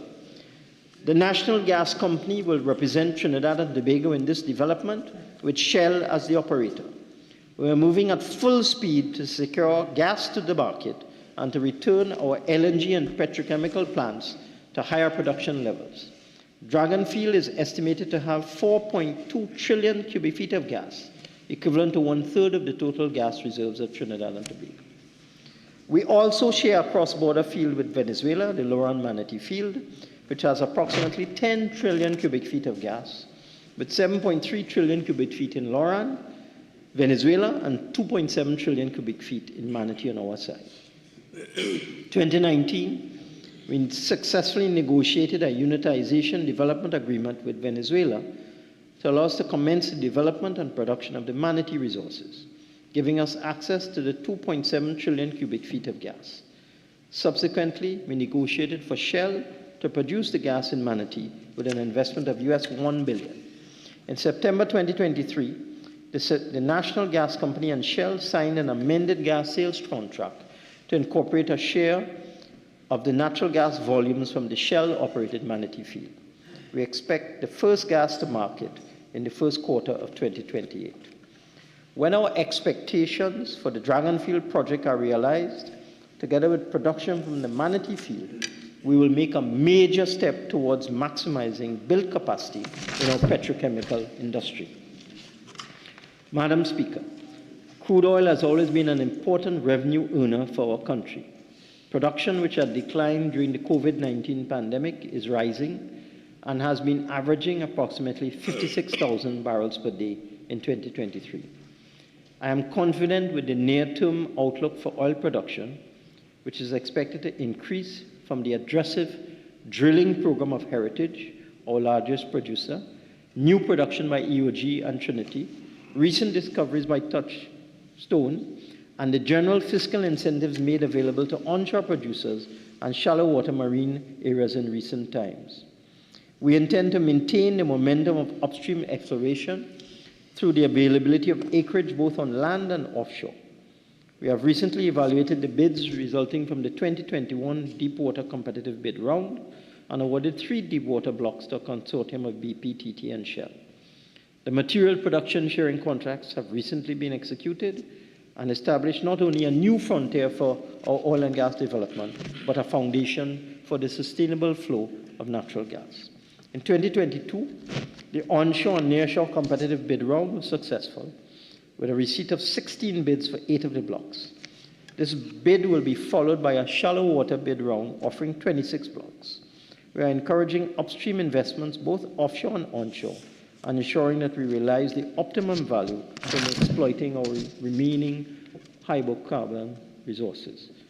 To assist this process, in the Finance Bill 2023, I will make further appropriate adjustments to the supplementary petroleum tax regime for small oil producers in the shallow water areas, similar to what we have done for small onshore producers. We will also re-examine the capital expenditure write-off regime to determine what changes can be made without sacrificing too much revenue. Madam Speaker, like every responsible hydrocarbon country, we have been seeking to reduce greenhouse gas emissions and pursuing new energy projects. Recently, we commenced constructing a solar project that will produce 112.2 megawatts of power, 10% of our power needs. This project is being progressed jointly with BPTT and Shell. We are seeking to pursue additional solar projects to reduce our emissions further. I thus welcome the recent initiative pioneered by the Global Climate Change Alliance Plus program to provide solar system panels to a broad cross-section of non-governmental organizations to assist them in improving their electricity consumption. These panels amplify the potential for renewable energy and ensure the relevant facility remains open during power outages. Importantly, this initiative will permit us to use the gas saved to generate revenue for our current and developmental needs. An initial 25 non-governmental organizations comprising micro-enterprises and cooperatives were identified in a July 2020 call for expressions of interest for this initiative. I'm encouraged that solar was installed on 12 of these sites. We are also exploring the use of wind turbines for utility-scale power generation, and utility-scale solar and wind projects will also feed into the construction of our first green hydrogen project. I now move to the digital economy. Madam Speaker, we are taking advantage of the rise of emerging technologies, typically represented by the internet, cloud computing, big data, and 5G. We are generating development opportunities by promoting the digital economy. E-business and e-commerce are gaining prominence in our economic and business infrastructure. There is no gainsaying that broadband availability is central to the success of our digital economy. We are thus ensuring that TT Wi-Fi with free broadband access is available in highly populated and frequented areas, such as transport hubs, hospital waiting rooms, libraries, and schools. We are also establishing information and communication technology access centers with computers with broadband access. We have begun a marketing campaign to articulate this program's various locations and advantages. training 10,000 citizens, including senior citizens, with digital skills is a centerpiece of our technology-driven agenda. We are ensuring that our citizens, particularly our young people, are adequately equipped to take advantage of the opportunities the digital economy provides. In June 2022, we introduced the Government Campus Plaza Developers Hub, D-Hub, project. D-Hub is a virtual platform which encourages, enables, and hosts the collaborative development of open source programs and applications of specific interest to the government. We're expanding the local software industry through this virtual ecosystem. We envisage the platform providing and promoting opportunities for individual developers and small teams of 6 developers. They will also be allowed to partner with the government to create software solutions to meet the service delivery needs of citizens and businesses. These developers can also use the site to develop software suited to their personal interests or business needs. We continue to make laptops available to school children, except this time in a sane, sober, and sensible way. Currently, we are making 2,400 fit-for-purpose laptops available to students and associated staff through the network of 94 secondary schools. Let me repeat that. 2,400 fit-for-purpose laptops available to students and associated staff. This digital ecosystem will offer online platforms and services for teachers and students to respond effectively to the changing needs of an increasingly digital society, particularly for business. The National Digital ID and Interoperability ecosystem with an associated unique digital ID underpins this digital economy. We envisage that this infrastructure will improve the management of social services and access to and the provision of health services. Indeed, we are creating an alternative to traditional in-person visits to government offices. In the process, we're improving our citizens' experience by delivering government services digitally. We are building technological capacity among our citizens. TSTT has been investing in expanding its fiber network to ensure the widest reach and most reliable connectivity for all citizens. It has also upgraded its cell sites to ensure we remain connected during outages. The company has made the requisite investments in its network to enhance the mobile experience, with country coverage approaching 100%.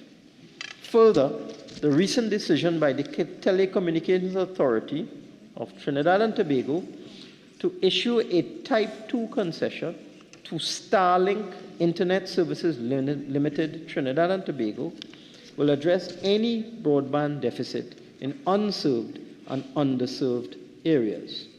Using satellite technology, this broadband internet service company will provide high-speed broadband internet service to locations where access has been unreliable, expensive, or completely unavailable. The introduction of this internet service provider and other service companies using satellite technology will play a pivotal role in shaping our digital future and facilitate our quest to participate fully in the global economy. The recent issuance of a license to Neptune Communications, a telecommunications provider based in Barbados and with operations in Jamaica, will continue using satellite technology to provide high-speed internet access to only businesses and government users. This business model, with reliable connectivity and redundancy, will service forward-looking businesses, and the government is keen to reinforce the continuity of an increasingly digital business. We are in no doubt that our capacity building programs in the use of digital technologies will benefit all our citizens. The recently concluded Memorandum of Understanding with the Government of India will advance the digital transformation process. Under this MOU, the two countries will cooperate on various initiatives, including capacity development, training programs, best practices exchange, and pilot solutions development. This collaboration will create a robust ecosystem of startups, developers, and system integrators, driving next-generation innovation and enhancing inclusive finance. Madam Speaker, at this time, I wish to thank the Government of India for advancing this bilateral cooperation in digital transformation and information technology. I am reasonably assured, on the basis of experience, that we will make full use of the benefits of technology, and this will redound to the benefit of the country. Agriculture. Madam Speaker, the agriculture sector has been on the decline, recording a low level of less than 2% of gross domestic product over the last 5 years. In particular, reduced investment and farmer participation have plagued advancement in the sector. Regrettably, food imports per annum have been escalating, reaching over 5 billion in 2019 to 2021, with 7.3 billion in 2022. Food security is high on our agenda, and we are redoubling our efforts to change the dynamics of the sector. Making the agricultural sector tax-free is an essential component of our policy framework. This objective is targeted for completion in 2024 through legislative change, with all remaining ambiguities, omissions, and loopholes in the law leading to different interpretations of what aspect of agriculture is tax-free and what is not clarified and resolved. We also intend to review, update, and improve, where necessary, all concessions, incentives, and rebates in the sector, such as the fuel rebate for fishermen, to make them more realistic and relevant. We recognize the need for innovative and creative solutions to revitalize the sector. In response to the aging farmer population, we seek to attract young people.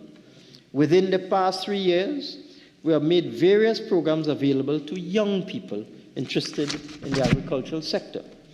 I'm encouraged by the enthusiastic response to these programs: the Youth Agricultural Homestead Program, the Youth Agricultural Shade House Project, and the Youth Aquaculture Project. We are underpinning food production with an efficient and effective land tenure administrative system.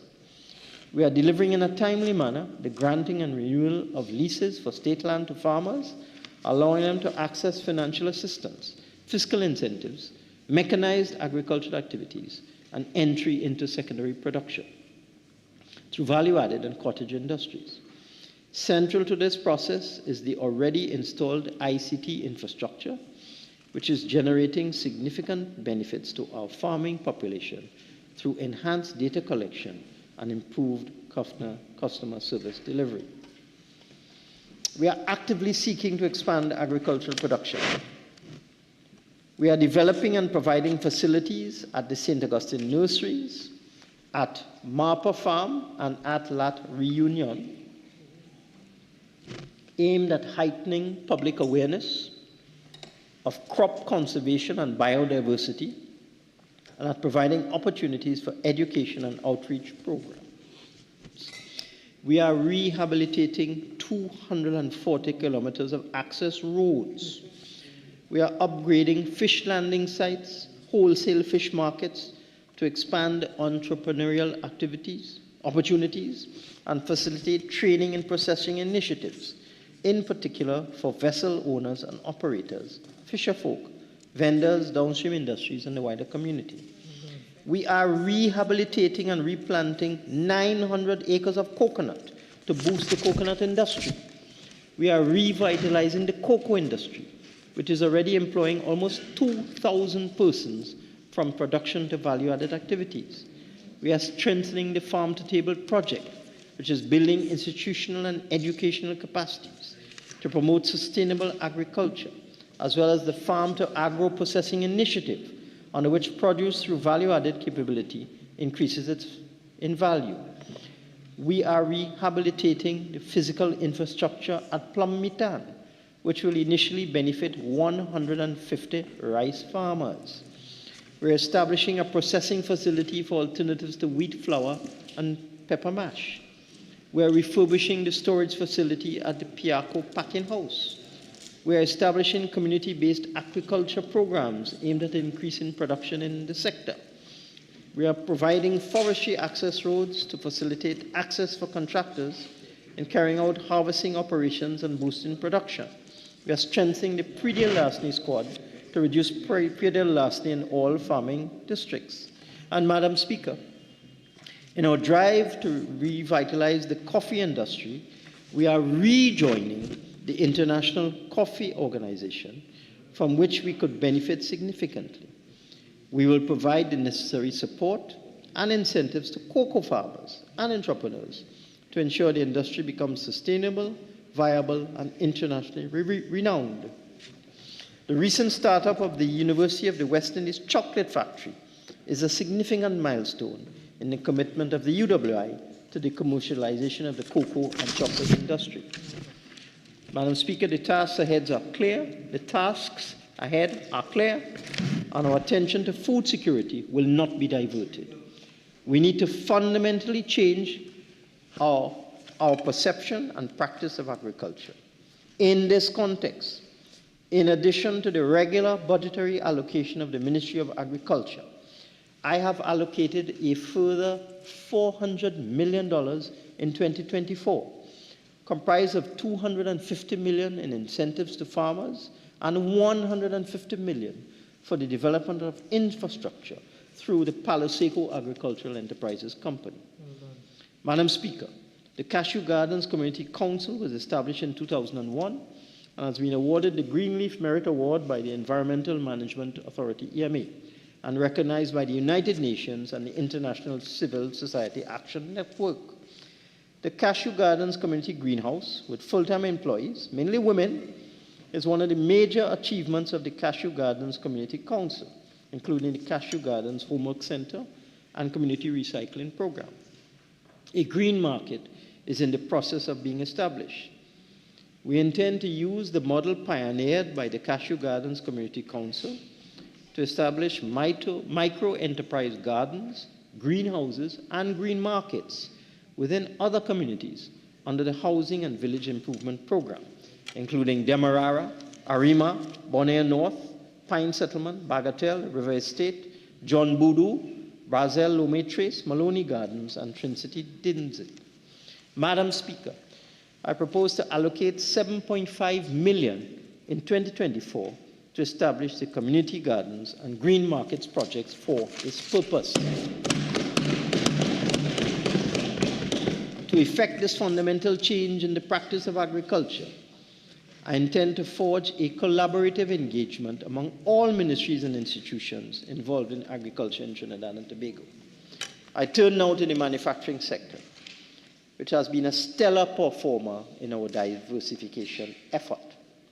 This sector, non-oil, grew to 17.2% of GDP in 2022, a sharp increase from the 14.7% of GDP in 2015. 2022 was the oil price year. Moreover, in 2022, our total exports were estimated at US $16.7 billion, up from US $11.1 billion in 2021. Non-energy exports were valued at US $2.4 billion in 2022, compared with US $2.1 billion in 2021.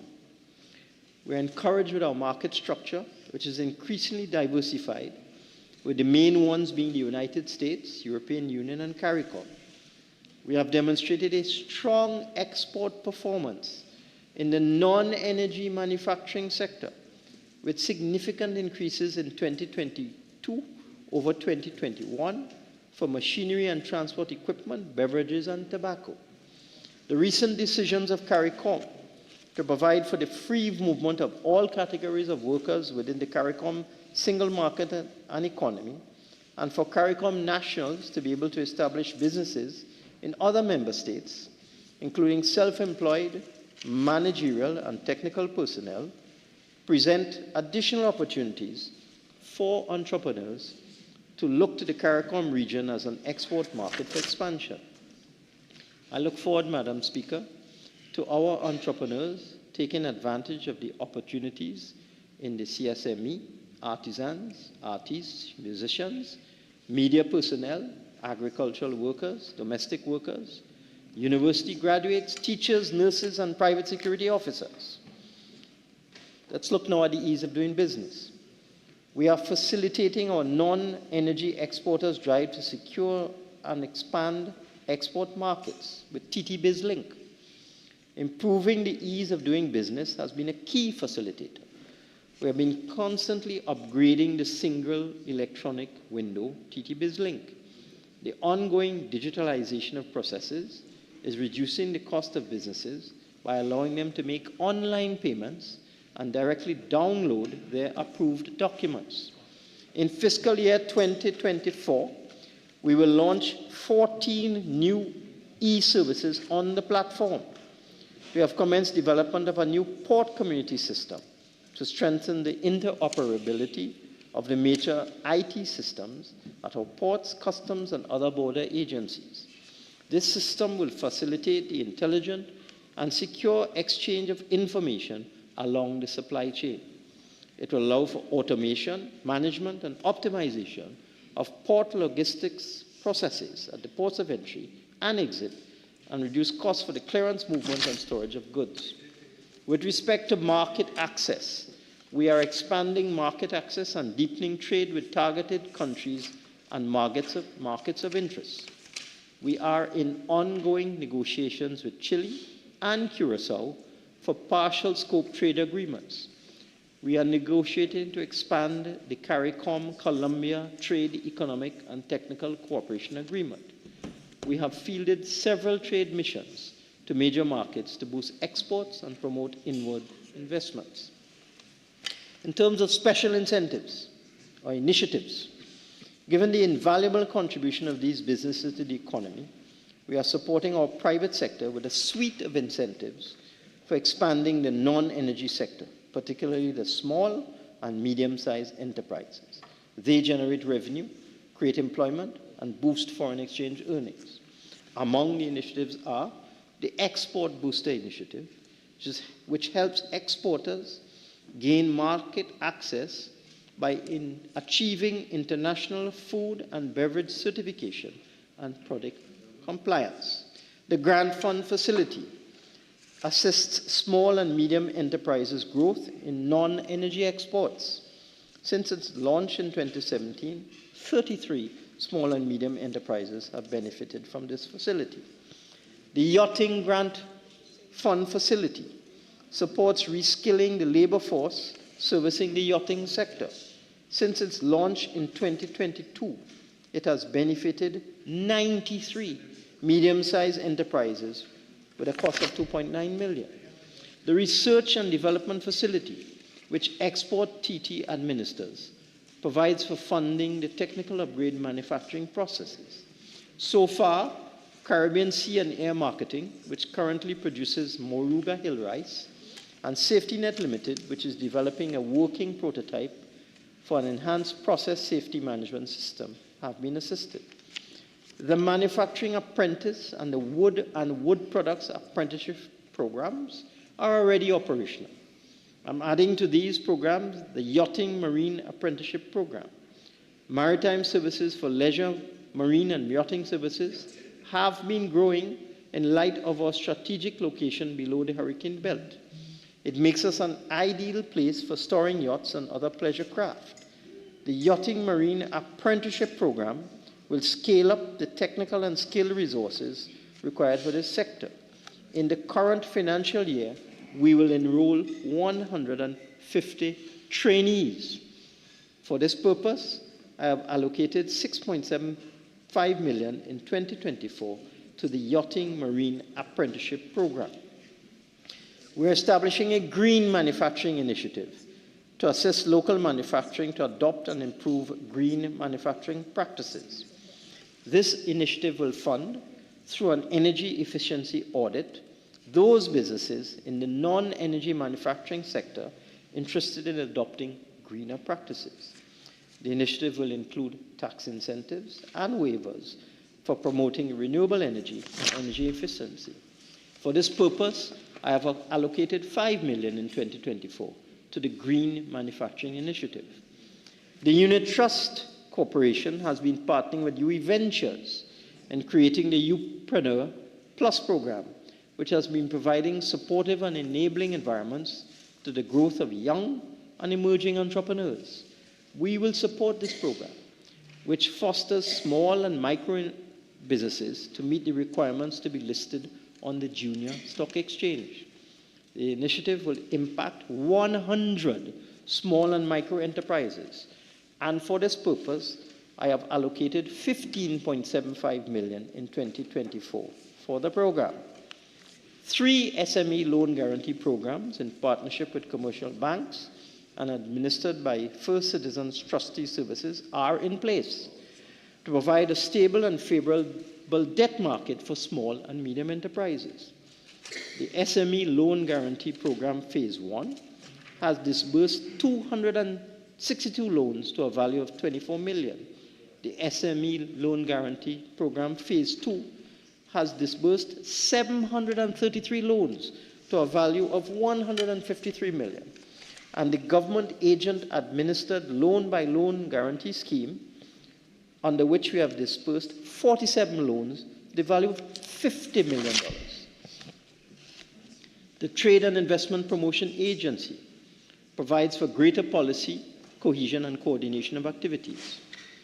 Special economic zones are now being finalized, including a comprehensive investment incentive framework and a special economic zone authority to regulate the regime. The Steel Pan Manufacturing Grant Fund Facility provides steel pan manufacturers access up to a maximum of $250,000 per tranche. 9 businesses have already benefited from funding under this grant. It's a grant, not a loan. Madam Speaker, I wish to acknowledge and welcome the Musical Instruments of Trinidad and Tobago Limited's steel pan business located at the Diamond Vale Business Park. I'm heartened that the factory would not only produce steel pans for domestic use and exports, but also allow young people to learn about their national instrument. I look forward to the steel pan gaining global resonance over the coming years, being the only instrument created in the 20th century. I wish to take this opportunity, Madam Speaker, to commend all those involved in spearheading the diplomatic work which led to the United Nations declaring August the 11th as World Steel Pan Day. This follows the 2019 City of Port of Spain Declaration as a UNESCO Creative City of Music. Let's move now to industrial parks.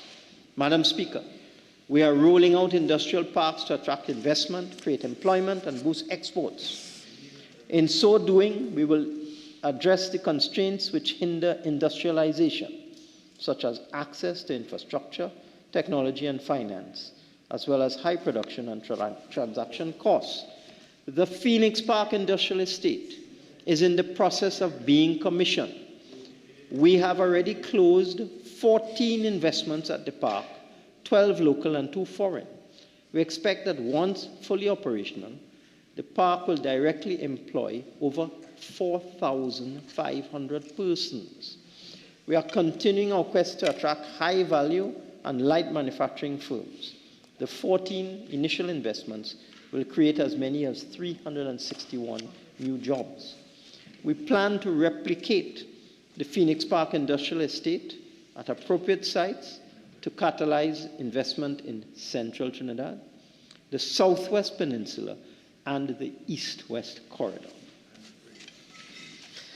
The recent startup of production of travel luggage at Phoenix Park, which is being delivered to well-known brand-name corporate clients in North America and Europe, is very encouraging, as is the global investor interest in the estate, and expect the park, Phoenix Park, to become a manufacturing and exporting hub in the Caribbean quickly.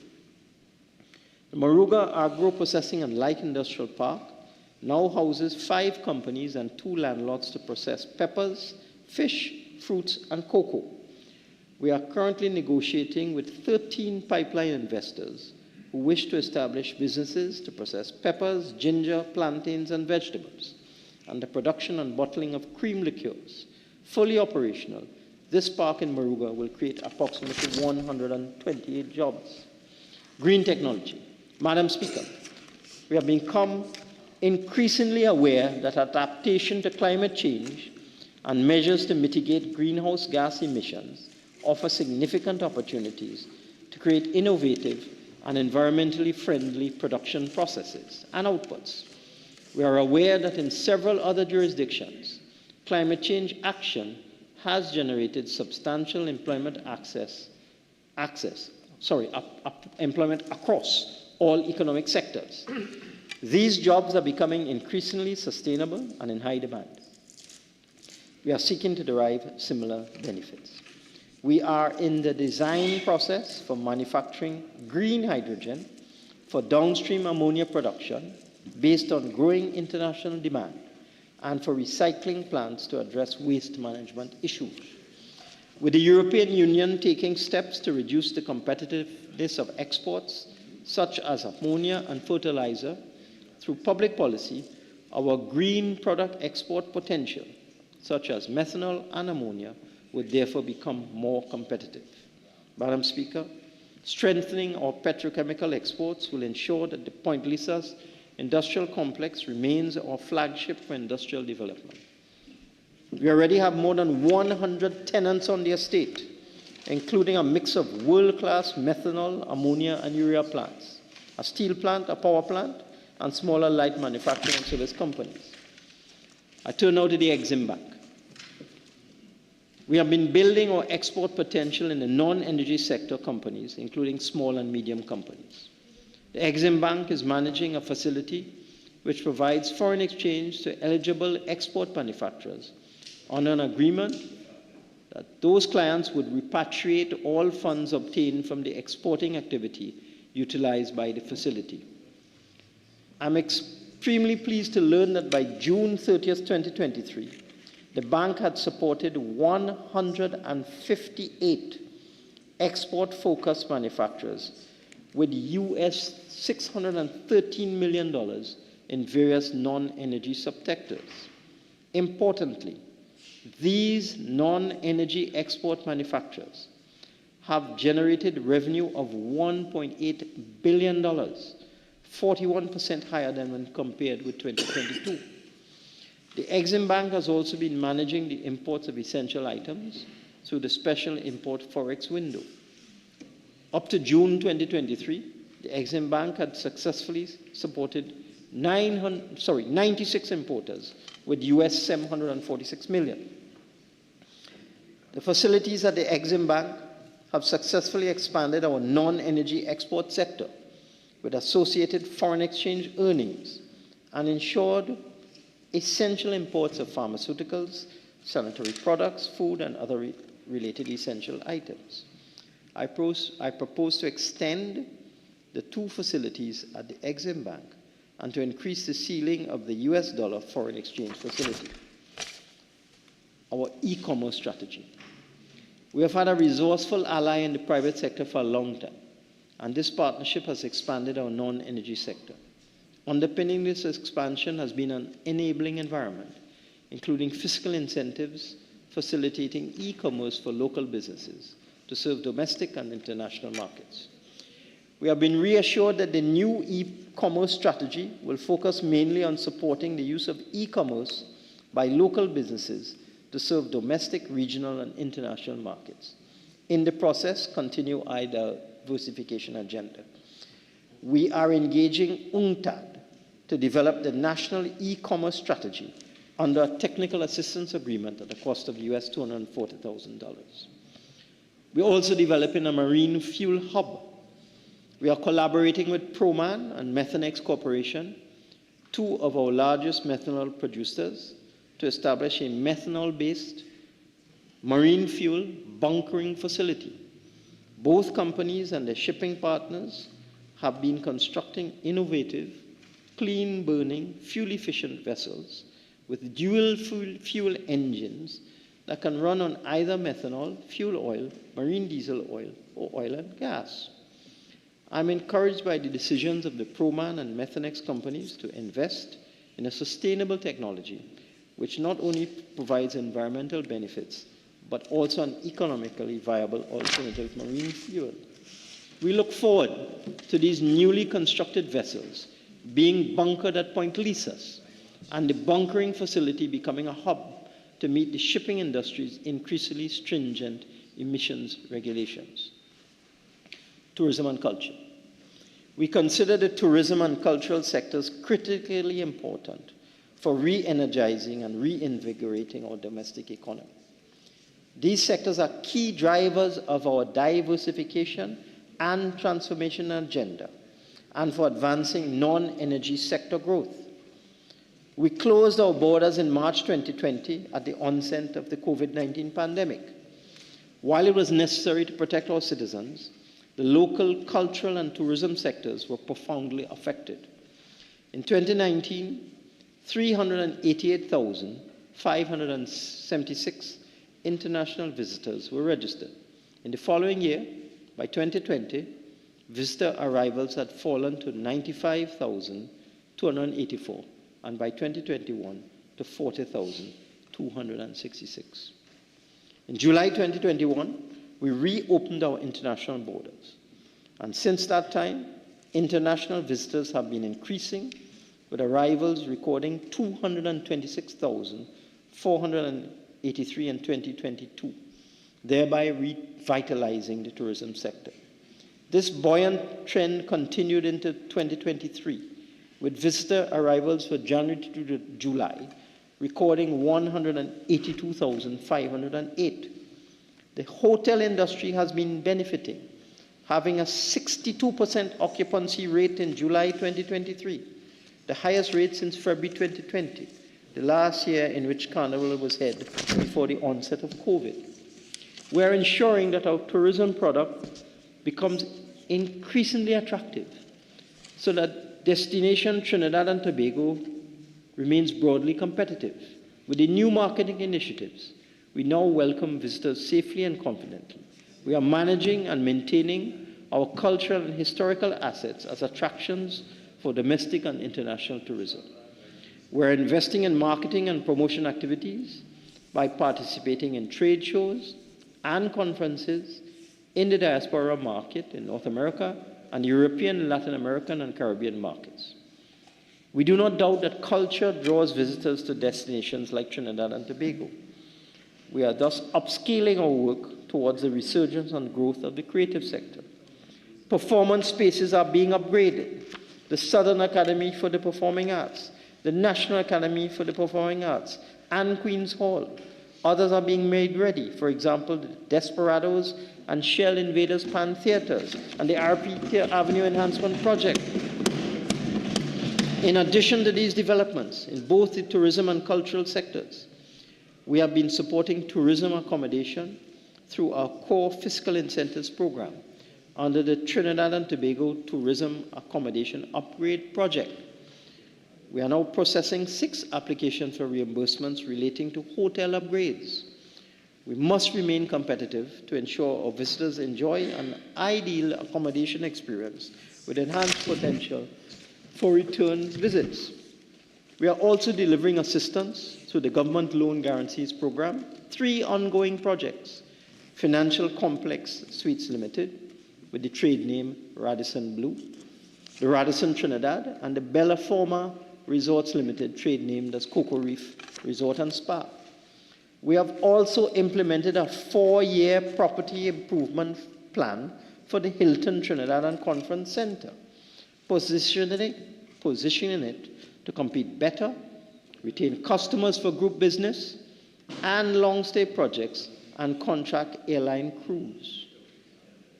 Upon completion, the hotel will enhance the overall attractiveness of Port of Spain as a location for business tourism with a workforce of 420 persons.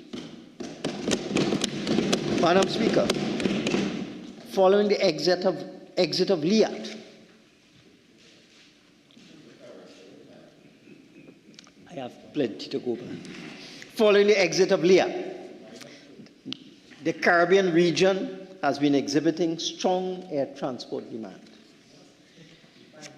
Additionally, international visitors are on the rise as markets progressively recover. Caribbean Airlines aims to utilize its assets effectively and establish a foundation for network growth. The airline thus intends to expand its fleet to meet this growing demand through the lease of 4 additional ATR aircraft and 3 additional B737-8s, bringing the fleet size to a pre-pandemic level. CAL also plans to lease 5 Embraer E175 regional jets to service the intra-regional demand and to establish bases and hubs across the region to promote efficiency and cost-reducing measures. Madam Speaker, CAL is also pursuing cargo operations as an essential revenue source and is leasing 2 ATRs and 2 B737-800 jet aircraft to grow and expand its cargo services across the region. Turn now to social development.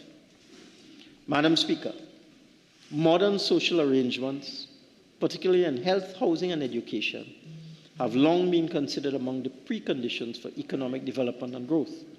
Their impact on productivity and ultimately human capital development has been noteworthy.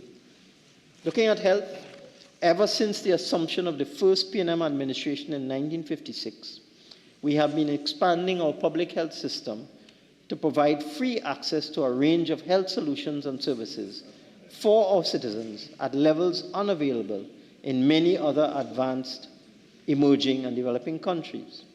The impact on our nation's health has been significant. Madam Speaker, for the past 4 years, we have met global and regional sustainable development targets for maternal deaths. We have achieved WHO and PAHO benchmarks for this way ahead of schedule. We have also achieved the regional and global 2030 targets regarding neonatal mortality rates way ahead of schedule. We have adopted a multidisciplinary approach for sustainable solutions towards preventing, managing, and controlling the burden of mobility, mortality, and disability due to non-communicable diseases. We seek to ensure that the population can reach the highest sustainable standards of physical and mental health, quality of life, and productivity at every age. We are committed to ensuring that those diseases will no longer be a barrier to well-being and socio-economic development in the country. The COVID-19 pandemic has tested the strength and resilience of our health system, and we have passed those stringent rules and procedures, and we will continue to do so. We are building capacity, developing resilience, and maintaining responsiveness in the public health sector.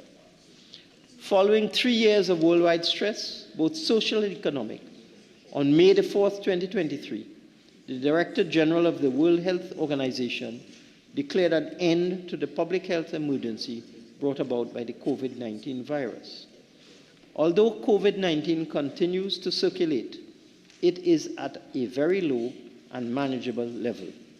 Following this WHO advisory, therefore, we decided on July 17, 2023, to end all restrictions and protocols relating to the pandemic, leaving the mask mandate for private medical institutions in place. On July 31st, 2023, we removed the mask mandate. With policy formulation and decision-making now centralized at Queen's Park East, public healthcare management will become more efficient and effective with the recent commissioning of the new Ministry of Health Administrative Building obliquely opposite Memorial Park in Port of Spain. Constructed through a public-private partnership, utilizing a build-own-lease transfer arrangement, the building was designed and brought to commissioning at a cost of $280 million. This new modern building covers almost 160,000 square feet, and adjoining it is a 2-story car park structure providing 282 car park spots. The building can accommodate 800 employees from 6 other locations and will save us millions of dollars in rental costs. We'll move to housing. We have always considered investment in house construction with the associated delivery of affordable homes critical for creating a better quality of life and future for our low to middle income citizens. Our house building entities have been pursuing this social objective, creating a network of communities throughout Trinidad and Tobago. We also understand clearly that an expanding housing sector will play a key role in fostering economic development.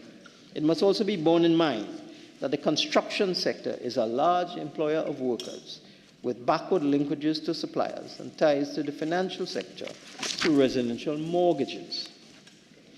This dual objective, social and economic, has anchored our housing policy and required, additional to the Housing Development Corporation, the introduction of new and specialized housing institutions for developing the sector: the Land Settlement Agency, the Trinidad and Tobago Mortgage Finance Company, which will soon be merged with the Home Mortgage Bank to become the Trinidad and Tobago Mortgage Bank. Our housing stock is being expanded and strengthened through housing programs of the state and its agencies. We are continuing to fund home improvement and construction subsidies to improve the livability of low-income households. 1,319 low-income households benefited from these subsidies over the period 2020 to 2023. 2,121 applications are now being processed. We have allocated through the HTC 2,580 units during 2019 to 2023. So far in 2023, we have delivered 469 units. We have under construction 1,204 housing units in multiple sites under the Finance Project Program of the Housing Development Corporation. We intend to begin construction at 4 additional sites at a cost of $357 million, yielding 430 units at Almond Drive, Citrus Grove, Cowra Royal Road, and Exchange Cuba. We are now constructing 600 housing units under the Design Build Finance Program utilizing public-private partnerships. We have completed 128 units on Malabar, Riverside East, and Riverside South, San Fernando. In the upcoming year, we are building 88 units. We are utilizing small and medium contractors under our Small and Medium Contractors Initiative to construct 110,000 units. We are disbursing a $1.5 billion government guaranteed loan raised in 2022 actually, in tranches to reduce the outstanding debt to housing contractors and to assist with new and stalled construction projects. We have in stock 1,692 unfinished units, and we will spend approximately $350 million on ongoing and stalled legacy projects. Apart from the HTC, the Land Settlement Agency is fulfilling its defined mandate to reduce the demand for houses. The Housing and Village Improvement Program has completed 468 housing units, will soon commence construction of an additional 275 units. Therefore, I propose to allocate $100 million in 2024 for ongoing and new projects under the Housing and Village Improvement Program. We are targeting 26 areas throughout the country. This allocation will allow the completion of the construction of over 600 housing and village improvement projects or units in 2024, improving the accommodation of thousands of persons at the lowest end of the income scale. The Aided Self-Help Housing Program has allocated 604 fully developed residential lots at subsidized prices. The Petrotrin policy framework is currently processing beneficiaries for lots and agricultural plots for former Petrotrin workers, and the regulation of squatter community. The program continues to ensure security in squatting communities. Madam Speaker, I also propose to assist the HDC in 2024 to access a further $700 million in loan financing to accelerate its housing construction program, which will allow it to construct an additional 500 to 600 housing units, dependent on the required infrastructure and topography. This loan will be raised without a government guarantee and will thus not increase our debt to GDP ratio. The security for this innovative loan financing will be the proceeds of the sales of completed housing units. Moving now to education. We have consistently recognized the importance of an educated society for growth and development. Our educational institutions have been creating a pool of individuals capable of charting the future in a growing economy. Some with entrepreneurial spirit have been able to set up companies and create jobs as employers. In the process, the quality of life of our citizens has been consistently improved. We are now living in a knowledge-based economy and are pursuing an education system that is modern, relevant, technology-driven, and accessible to all. With a digital transformation agenda, Wi-Fi access in schools is being expanded. The e-book platform is transforming teaching with more interactive, learner-centered approaches and increasing the number of candidates utilizing the e-testing system. We have made significant progress in student achievement, with marked improvement in grades among pupils who wrote the 2023 Secondary Education Certificate and the Caribbean Advanced Proficiency Examination, as well as the 2023 Secondary Entrance Assessment Examination. Indeed, in 2023, 67.8% of written entries in CAPE had passing marks, compared with 62.7% in 2022. SEA candidates also posted improved grades in 2023, with 58.6% scoring more than 50% and just 13.5% ranked below 30%. However, Madam Speaker, data from the SEA examination from 2010 to the present and before reveals a consistent and troubling percentage of students who do not achieve 50% or more in the exam. This is not to say that the levels of student achievement in the country have undergone a sudden decline, since, as evident from the data worldwide, the COVID-19 pandemic had a debilitating impact on the education system. We were no exception. The data arising from the institution of public health restrictions and remote learning revealed a clear need for a well-focused program to transition students from primary to secondary schools. The experience of students who spent 2 years away from the physical classroom during the COVID-19 pandemic with an associated learning loss pointed to the urgency of the need for transitional programs. We immediately introduced the Vacation Remedial Program in 26 secondary schools to address this learning loss. We are heartened with the improved performance resulting from the Remedial Education Program and the Vacation Remedial Program, and the physical return of children to the classroom. But we recognize that these initiatives must remain continuous to mitigate the effects of learning loss effectively.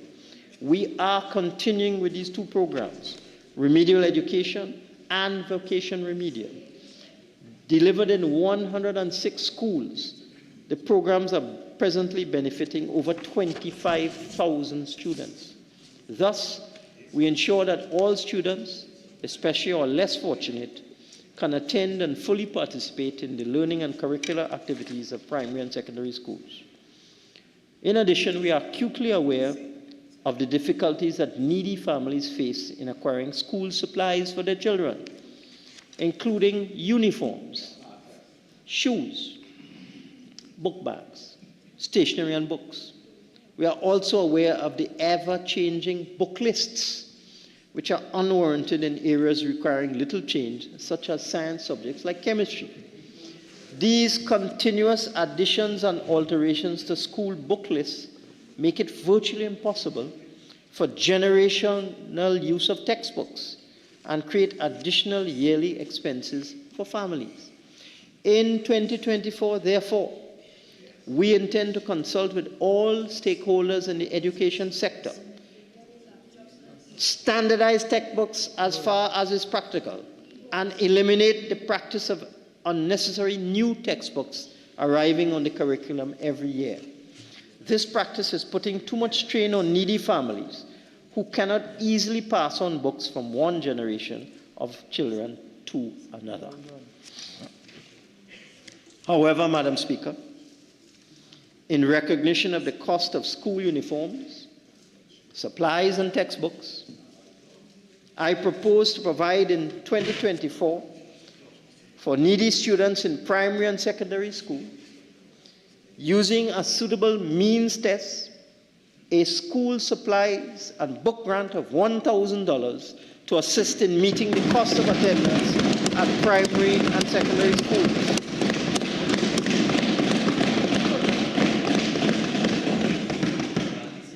You weren't expecting that. We estimate that the school supplies and book grant will cost $65 million in 2024 and will assist the parents of 65,000 needy students. Madam Speaker, we have been ensuring that the demands of our economy are fully met. Technical and vocational, Madam Speaker, because I announced a book grant to get in on, so I beg your protection. Well, I guess the members are showing that they are hearing you. Okay, please continue. They'll be all right. Yes, but please try and quieten them down for me. They hate good news. Madam Speaker, we have been ensuring that the demands of our economy are fully met. Technical and vocational education represents an important route for skills development and improving transition to the labor market, thereby boosting opportunities for decent jobs and better lives for young people. We are establishing alternative sustainable development pathways, and we are doing so through technical and vocational programs. We are addressing the teacher capacity levels in the technical and vocational institutions, where the quantum of teachers has been dwindling and constraining our young people's continuous upskilling and reskilling. In collaboration with post-secondary institutions, we are establishing a dedicated training program to provide a cohort of technical and vocational educational and training teachers to fill the vacancies in the technical and vocational institutions. We are ensuring our young people have continued access to quality technical and vocational education for employment, decent work, and quality entrepreneurship. Madam Speaker, professional development opportunities are being provided to teachers continuously. In 2022 to 2023, training was provided for 80 primary and 26 secondary school teachers. 318 teachers in primary schools were trained in new classroom strategies, and similar training was conducted with 200 new teachers. Madam Speaker, we continue to manage our students' health and well-being with several initiatives in 2022 to 2023, including school nutrition, under which we provided 7 million, let me just repeat this, 7,295,800 breakfast meals, 9,064,113 lunches, and 178,741 refreshments. Millions of school meals. I move now to water resources. We're establishing the Water and Sewage Authority as a modern utility, delivering efficient water and wastewater services to the population. In this new business model, WASA will reduce its dependence on government subventions, which in the 2019 to 2023 period amounted to $8.1 billion. In the process, we expect the net deficit of WASA to be substantially narrowed following the completion of the WASA price review by the Regulated Industries Commission. It must be emphasized that at great cost to taxpayers, water and electricity prices to consumers in Trinidad and Tobago are heavily subsidized. Over the next 2 years, We will continue to work on providing sustainable water and wastewater services for the population by implementing 3 integrated pillars: the continued transformation of WASA, the optimization of network performance, the expansion of water supply. The planned capital investment program for WASA to achieve this over the next 2 years is $1.05 billion. The optimization of network performance and the expansion of water supply resources require substantial investments in a range of projects, including, first of all, the installation of bulk meters at various production facilities to collect valuable production data, leading to the accurate calculation of unaccounted water, as well as a modern supervisory control and data acquisition SCADA system, where all major sites connect to a central operations control center. WASA would now be able to monitor and control the operations of its assets across the network, making the decision-making data-driven. In optimizing network performance and reducing water loss, we are replacing transmission and distribution mains in areas where they are needed across the country.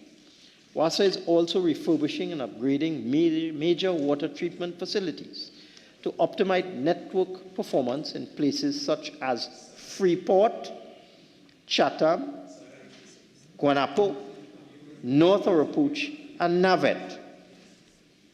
Say it again: Freeport, Chatham, Guanapo, North Oropouche, and Navet. These works will improve the reliability of supply to over 300,000 persons in the northeast of Trinidad and 400,000 persons in South Trinidad. WASA is also expanding water supply sources by developing new wells and treatment plants to increase the water supply for localized groundwater sources. We anticipate that over 3,000 households comprising domestic, commercial, and agricultural customers will benefit from this expansion.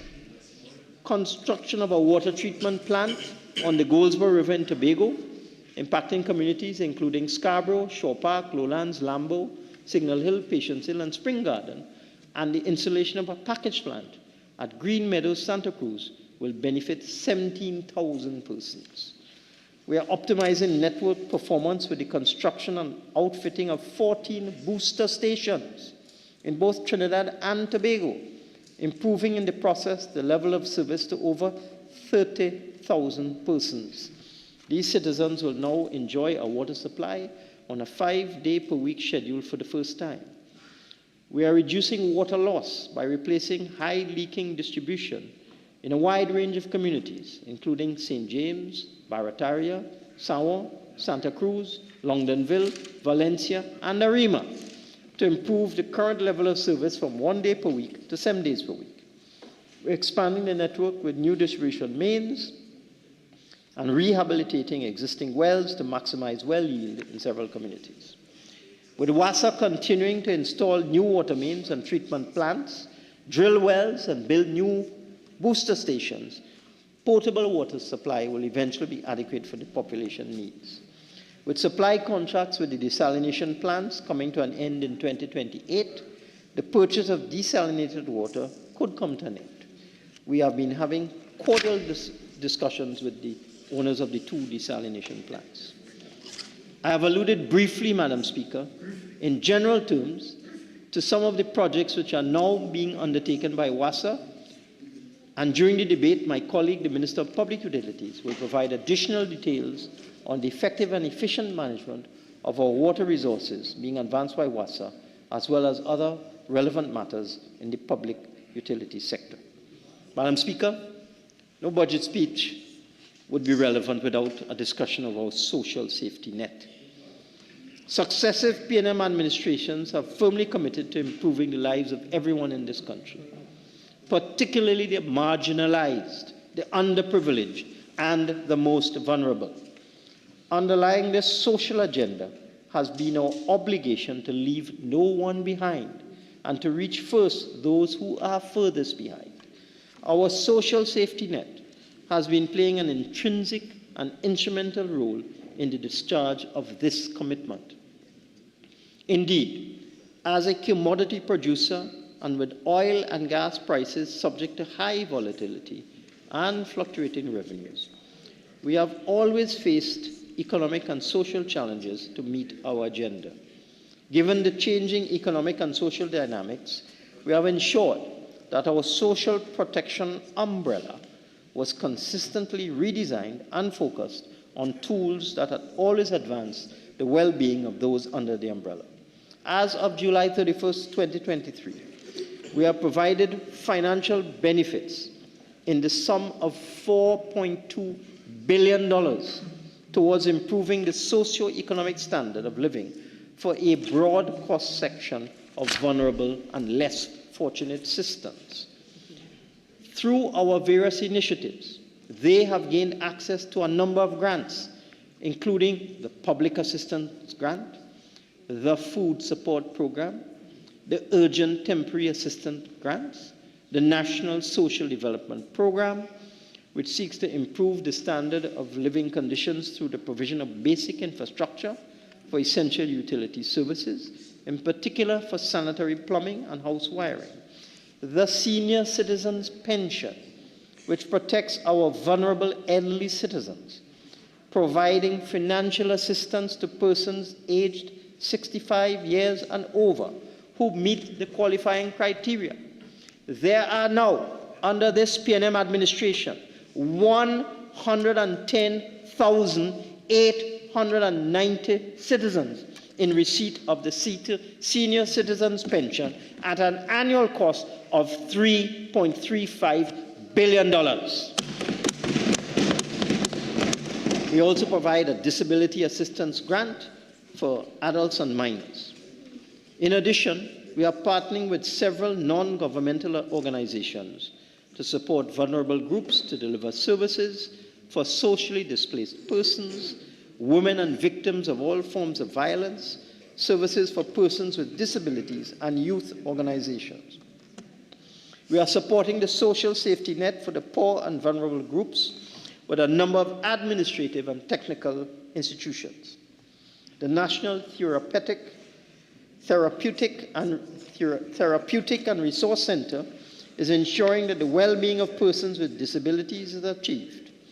The National Suicide Prevention Hotline is addressing the needs of individuals and families affected by violence. The Transformation and Change Management Project Office is the driving force behind our social transformation projects, including the digitalization of the social service delivery system, and the Social Services and Empowerment Unit is providing a timely and convenient one-stop service for clients seeking social relief. Madam Speaker, July 2023 marked the end of the COVID-19 era.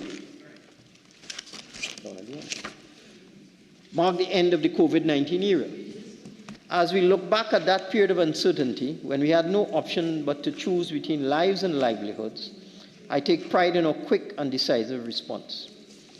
We established an additional social safety net for the most vulnerable households and businesses in our society at a cost of $5 billion, including $4 billion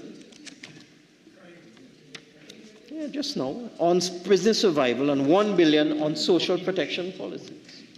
As we advance, we are focused on maintaining a robust medium-term program to drive economic growth and development and raise our citizens' living standards. We are also mindful to underpin our economic program with an updated social safety net to address the needs of those left behind. We will continue to expend an average of $5 billion per annum on the social safety net. We have in place a network of subsidies at a cost of over $5 billion per annum for vulnerable and underprivileged households. And we also have in place a pervasive suite of subsidies impacting on all our households, low, middle, and high incomes, as well as the less fortunate and vulnerable. For example, we provide the fuel subsidy to mitigate the cost of 1 billion gallons of fuel per annum. In 2022, the fuel subsidy amounted to $2.4 billion. And in 2023, a further estimated $812 million will be incurred. Moreover, bearing in mind that the subsidy generally benefits the better off, we provided in 2023 a one-off transport grant of $1,000 for 175,000 persons in receipt of some form of social assistance. The cost of this benefit was $175 million. Because of the extreme volatility of oil prices, it is difficult to estimate the required fuel subsidy in 2024 accurately, but it may well reach $1 billion again. We consume on a per capita basis average daily water at 82 gallons per day, almost double the regional average of 46 gallons per day. However, our water rate of US 31 cents per cubic meter is the lowest in the Caribbean, which is why we have had to support WASA in the amount of $8.1 billion over the period 2019 to 2023. We are also providing 12,170 low-income households with a rebate on their water bills. Our electricity consumption in 2019 averaged 5,911 kilowatts per hour per capita, compared with the world average of 3,081 kilowatts per hour per capita. Our electricity tariff of US 0.052 cents, or $0.052, 5.2 cents US, per kilowatt hour is the second lowest in the Caribbean region. Cuba is the only other country with a lower tariff at 3 cents US per kilowatt hour. In Barbados, the tariff is US 0.271 per kilowatt hour, 27 US cents, or 5 times the price in Trinidad and Tobago. With electricity generation dependent on natural gas, we are paying dearly to subsidize the consumption of approximately 8% of the total natural gas produced in the country to generate electricity, which gas could be sold at a profit on international markets by the National Gas Company. Worse yet, TNTEC cannot pay for natural gas at current rates, thus costing the National Gas Company almost over $500 million a year. In addition to that subsidy, we provide 121,000 low-income households with a rebate of 35% on their electricity bills. The cost of this rebate for the fiscal years 2019 to 2023 is $268 million. We have organized the sea and air bridges as essential services for moving people and goods between Trinidad and Tobago. Over the period 2019 to 2023, the sea bridge transported 2,741,184 passengers and 975,157 vehicles at a cost of $1.2 billion, with $267 million in 2019, $250 million in 2020, $262 million in 2021, $227 million in 2022, and as of July 2023, $191 million.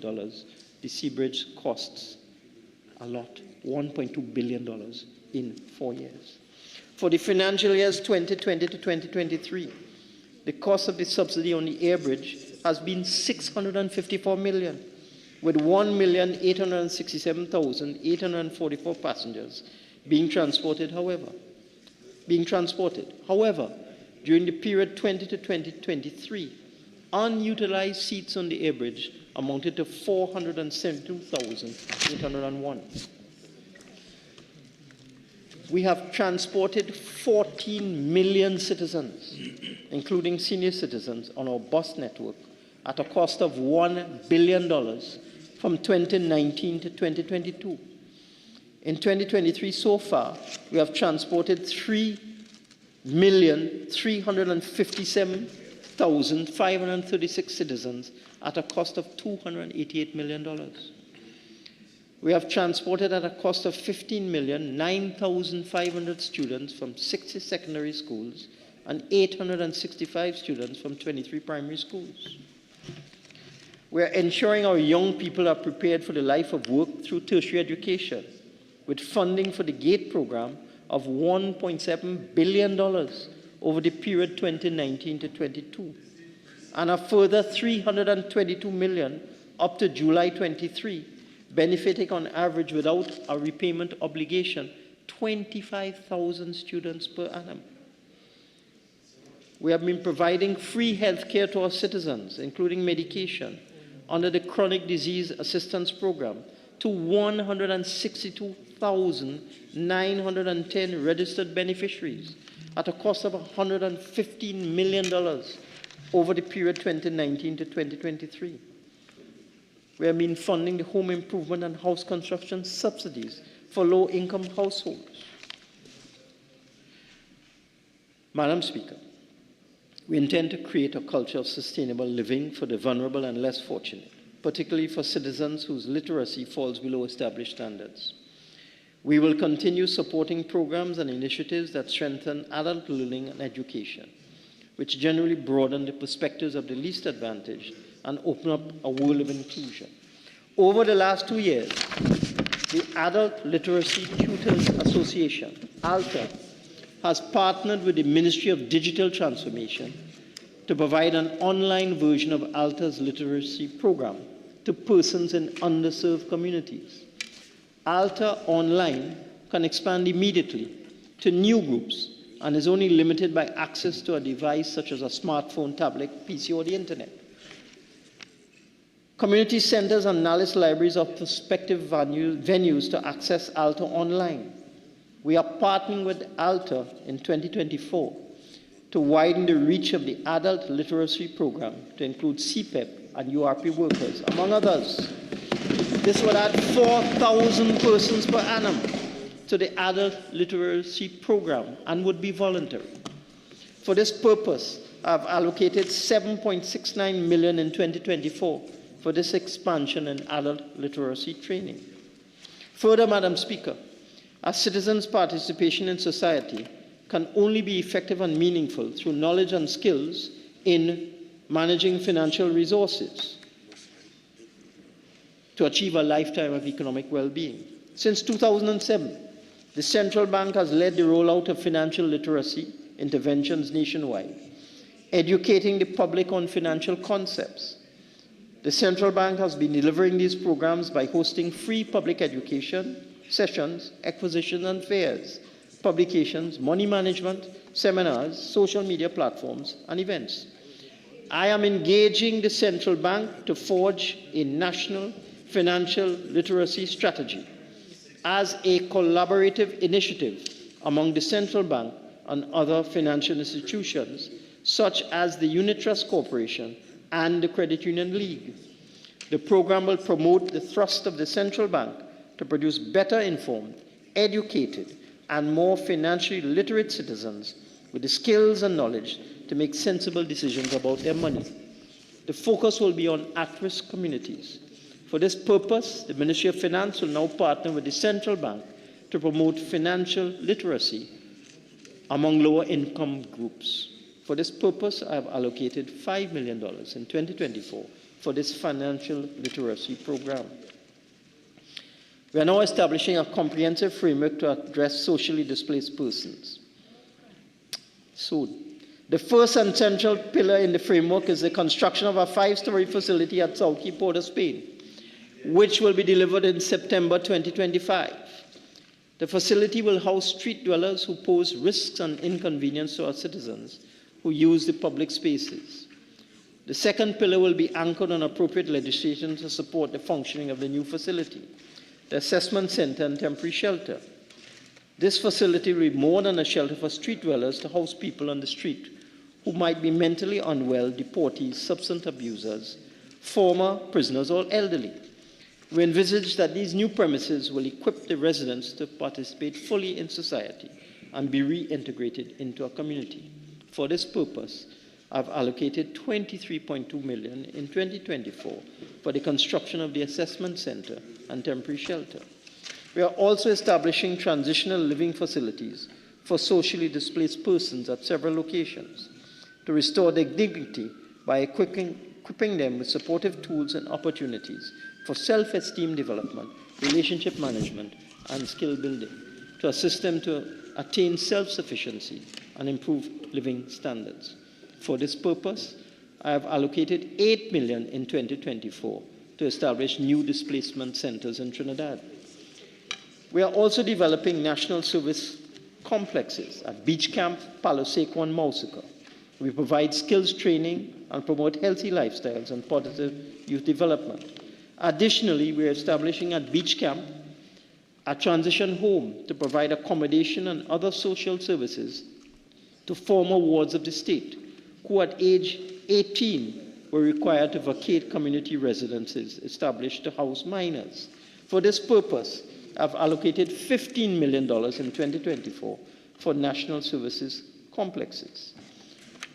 Madam Speaker, we are also reintroducing the Market Box program for the poor and vulnerable. Market boxes were distributed across Trinidad and Tobago during the COVID-19 pandemic.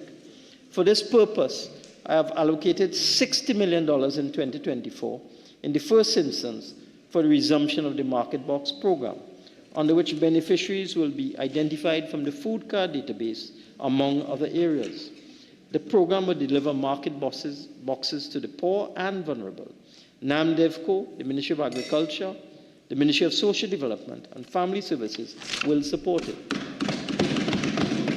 The school feeding program will also be carefully examined in 2024 to ensure the maximum use of fresh produce and local meats as a mandatory requirement. Specifically in 2024, the Ministry of Social Development and Family Services will be mandated to restructure the food card program to include a mandatory market box component. This will provide a guaranteed market for farmers, ensure that the money spent on food support actually goes to the provision of food and will boost agricultural production.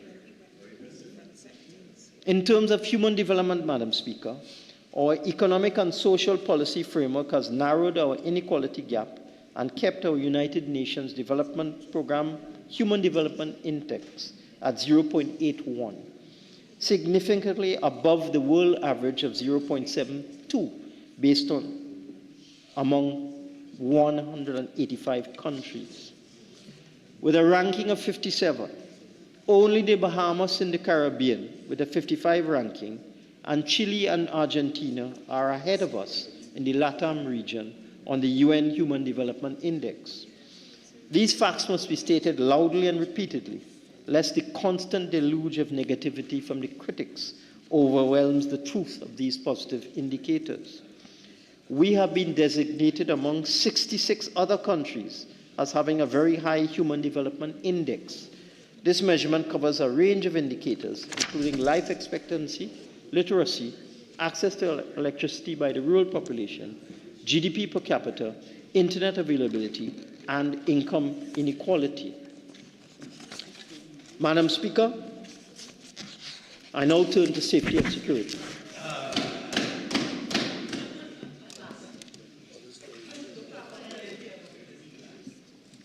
We remain particularly disturbed at the untenable level of murders within our society. Crime and violence remain pressing and troubling problems that severely undermine our citizens' welfare. Since we assumed office in September 2015, we have sought to contain and combat serious crimes in our country. At the top of our crime-fighting agenda is equipping law enforcement with state-of-the-art tools. In addition, accelerated levels of police training improve police performance. We envisage that crime and public order would be effectively addressed within this framework, and public confidence in law enforcement would be appropriately enhanced. Further, the total number of active police officers is constantly affected by mandatory retirement or resignation of officers from the service, and by the number of officers on vacation or other forms of leave. Accordingly, to bring the police service back up to full strength, we have mandated the Commissioner of Police to triple the intake of police recruits in 2024 from the usual annual intake of 300 recruits a year to 1,000 recruits in 2024.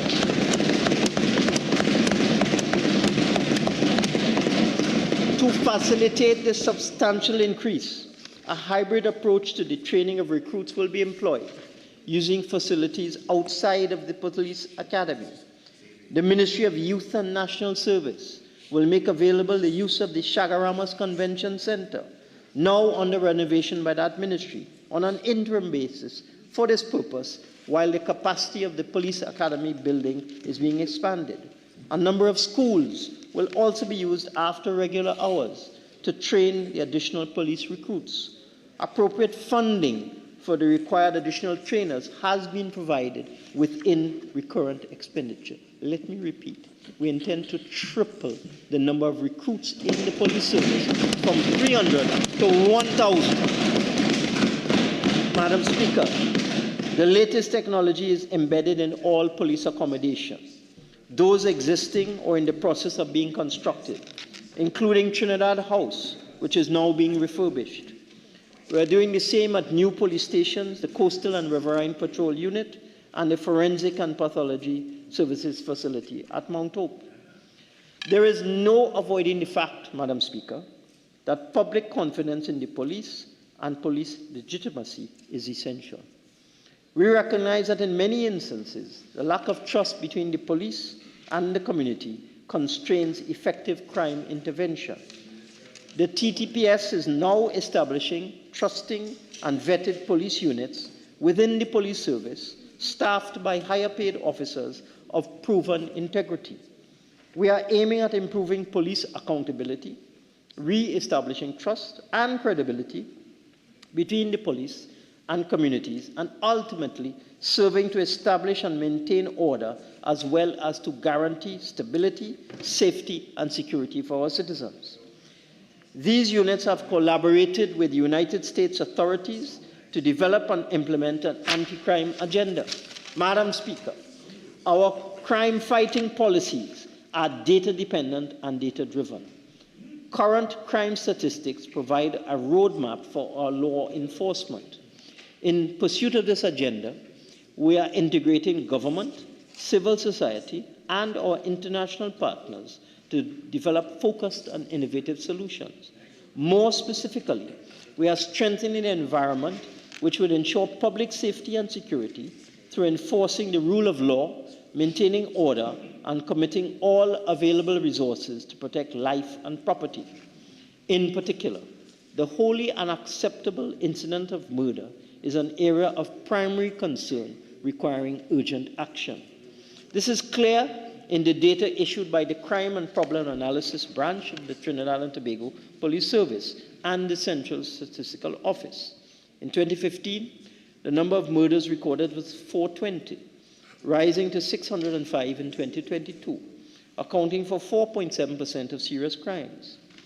The incidence of murder is running at about the same level in 2023. In 2022, drug-related crimes accounted for 313, or 2% of serious crimes.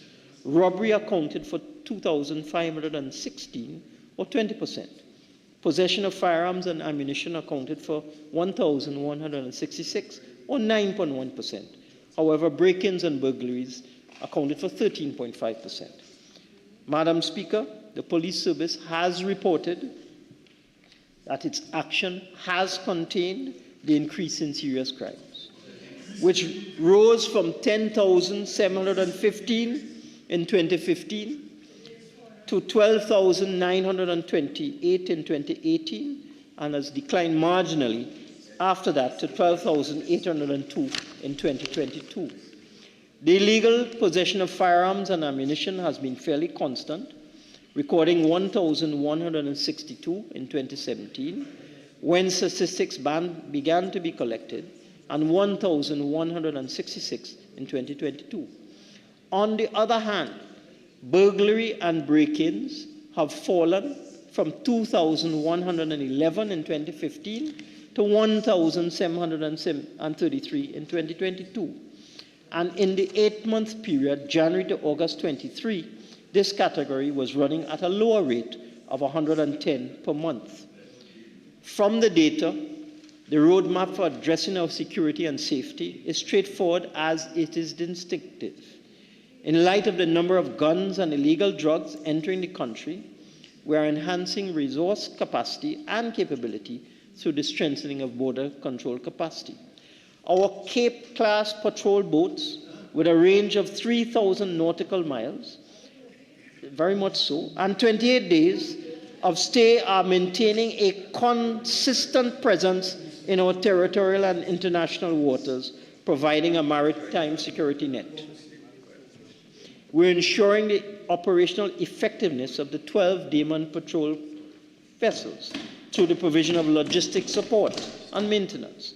The electrical power shore supply systems at Coast Guard jetties in Tobago are being upgraded to allow for vessel generators to be de-energized, while utilizing shore supplies, thereby reducing fuel consumption and lengthening the lifespan of the generators.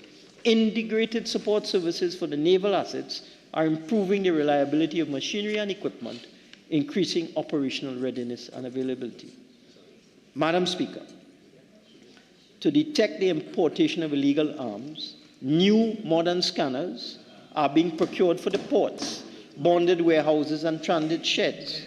We have awarded a contract at an estimated cost of $90 million for the supply, delivery, installation, and commissioning of 4 large-scale, non-intrusive inspection scanners for shipping. Minister, okay, I know this might be a topic that people want to be engaged in, but I'm having difficulty in hearing the minister. So I'd ask members to please compose themselves until the debate. They'll have a lot of time to speak. Minister. Madam Speaker, I know they don't want to hear that we have awarded a contract at an estimated cost of $90 million to show how important we see this for the supply, delivery, installation, and commissioning of 4 large-scale, non-intrusive inspection scanners for shipping containers, which we will deploy at the ports of Port of Spain and Point Lisas. These scanners will be operational in 2024. Don't want to hear that. Furthermore, we have provided an additional $4.5 million for acquiring 16 handheld scanners by the Customs and Excise Division, further to enhance the division's detection and threat mitigation capabilities. In addition, the Customs and Excise Division of the Ministry of Finance has partnered with the owners to review operations and strengthen security measures at the various transit sheds. At this time, Madam Speaker, I wish to thank the government of the United States through its ambassador, Ms. Candice Bond, for donating 4 naval assets to the Trinidad and Tobago Coast Guard and upgrading its Maritime Operations Command Center. The naval assets will secure our riverine inlets, which are being used by smugglers to import narcotics and illegal guns, and with the modernized Maritime Operations Command Center, will be able to monitor vessel traffic and identify and track threats within our maritime borders. The TTPS Violent Crime Reduction Plan has as its objectives the reduction of murder, woundings, and shootings, and the detection and removal of firearms off the streets, the numbers of which are increasing as the criminal element is using modern technology to generate the manufacture of weapons in this country. However, the TTPS crime data is indicative of some emerging success. The 4 major crimes impacting persons, burglaries and break-ins, robberies, larceny at dwelling houses, and larceny of motor vehicles are on a downward trajectory. In 2022, 4,766 reports were received under this collective category of crimes. By August 2023, reports under this category fell to 3,040 reports, or 380 on a monthly basis, lower than the monthly number of 2022, which was 397. In 2024, the TTPS will seek to employ increasing use of social media to enhance communication between law enforcement and our citizens to improve interdiction of crimes such as home invasions. Greater collaboration between our communities and law enforcement will undoubtedly remove the desire and disposition of persons to commit crimes and violence and keep its incidence on the downward trend. I wish to welcome the increasing success of the police in its fight against the criminal element, and I wish to put on record our recognition of law enforcement work that has been constraining crime and violence within our communities, from which guns are being removed and gang activities repressed. In this context, in this budget, Madam Speaker, 2 additional support mechanisms will be provided for the police service. An additional allocation totaling $80 million has been included in 2024 for new vehicles and equipment for the police, over and above the allocations in 2023.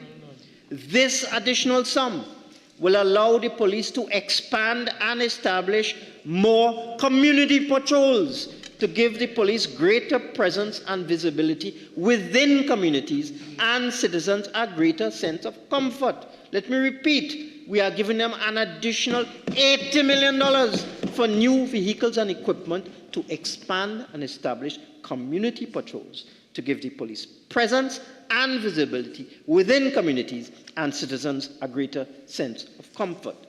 Secondly, a further sum of $15 million has been allocated to establish a riverine police unit at the Caranage police station. This sum is for the design and construction of a jetty at Caranage and for the acquisition of up to 10 fast and nimble inshore vessels to patrol our major rivers and inshore areas, which are areas of criminal activity. In this exercise, the police will collaborate with the Coast Guard. And now return to sport and youth. Madam Speaker, our youth is the backbone of our nation and represents our future. We are intent on nurturing and empowering this segment of our population, preparing them for future leadership and management roles in our society. Our multifaceted education and training programs are strengthening their skill set. Their employability and entrepreneurship are being increasingly enhanced. We're investing considerable resources in youth development through a number of training programs: the National Leadership Training Program, the Refrigeration and Air Conditioning course, the Technical and Vocational Endeavors in Auto Mechanics, the Social Media Management Awareness Program, the Youth Career Education Roving Caravan, the Alternative Learning and Life Skills Enhancement Training, the Skills for a Technical and Diversified Economy, and the UTech Youth Training Program. These youth development programs are being delivered nationwide at existing and new youth development and apprentice centers. Youth development and apprentice centers are also being refurbished at Chatham, Presto, and El Dorado to equip the at-risk youth with technical, vocational, and other skills to spur innovation and productivity. The cost of these projects, which will be completed in fiscal 2024, is $15 million.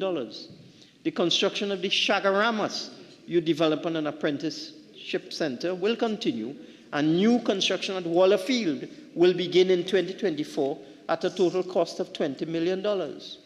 We are producing civic-minded, self-reliant, and productive citizens who contribute meaningfully to national development. We are doing so through the Geriatric Adolescent Program, the Retiree Adolescent Partnership Program, the Civilian Conservation Corps, the Military-Led Academic Training Program, the Military-Led Youth Program of Apprenticeship and Restoration Training, and the Student Enhancement Empowerment Program called STEEP.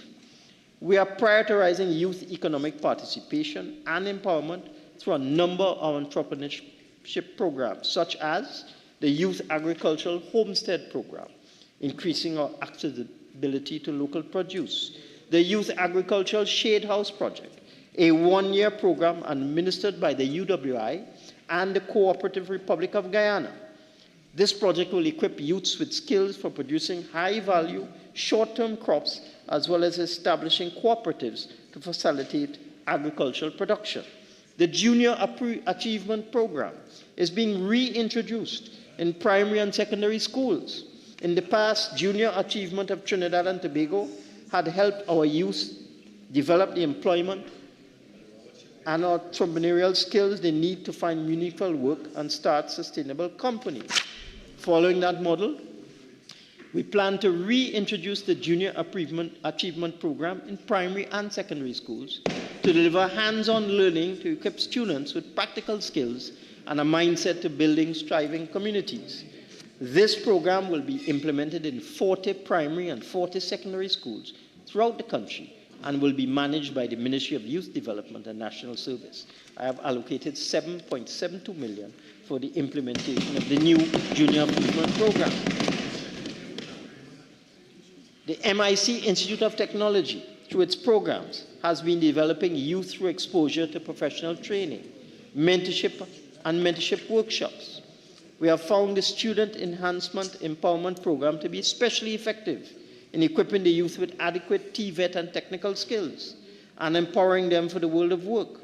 I propose to expand the enrollment under this program from 26 to 500 youths and to allocate 3.75 million to fund this expansion. As the other programs evolve, I propose to allocate additional resources, if required, before the end of the financial year to meet their cost. We are strengthening community-based programs to improve the quality of community life in our country. The Empower TT program addresses issues related to male development in our communities, particularly in support of promoting positive male role models. Throughout our network of communities, sporting disciplines, including cricket, football, netball, athletics, and where available, aquatics, generally take place at varying levels of involvement. We propose to boost these activities further and inculcate them in our community's fabric.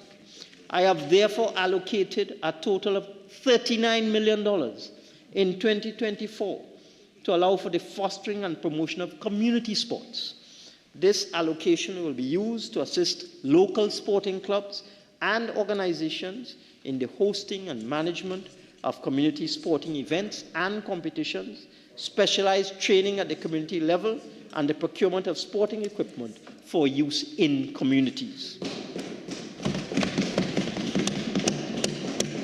There can be no denying, Madam Speaker, the level of talent which resides among our citizens. We can boast of many talented individuals in Trinidad and Tobago who create unique and innovative products. We wish to support and promote creativity at the local level. I have therefore allocated $19.5 million in 2024 to administer this community arts and crafts initiatives. Community arts and crafts initiative in community centers throughout Trinidad. The Community Center Facilities Program will continue to construct and refurbish community centers.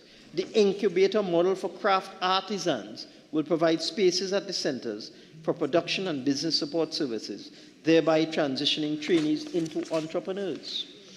We are promoting sports in communities with an emphasis on the participation of women and girls in sporting activities.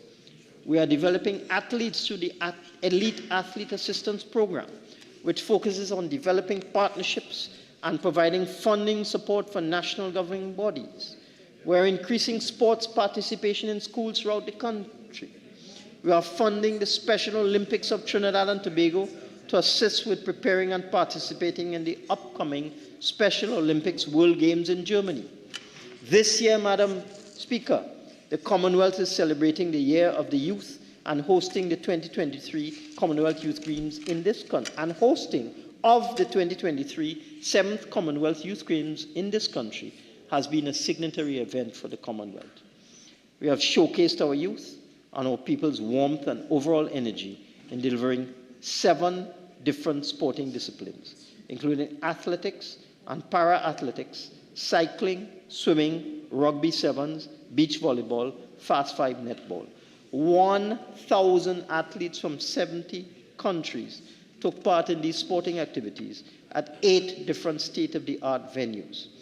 In particular, at our recently refurbished flagship, the Hazley Crawford Stadium, the National Aquatic Center, the National Cycling Velodrome, the Shore Park Cultural Complex, the Black Rock Facility, and the Bucko Beach Facility.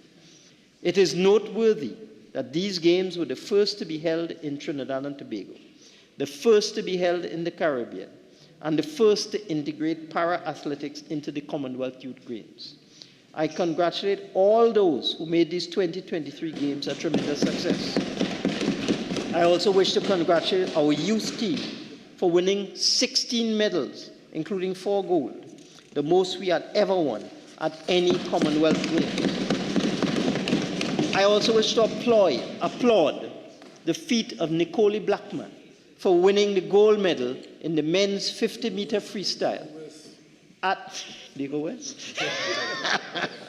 at the prestigious World Aquatic Junior Swimming Championships held in Netanya, Israel, in early September 2023.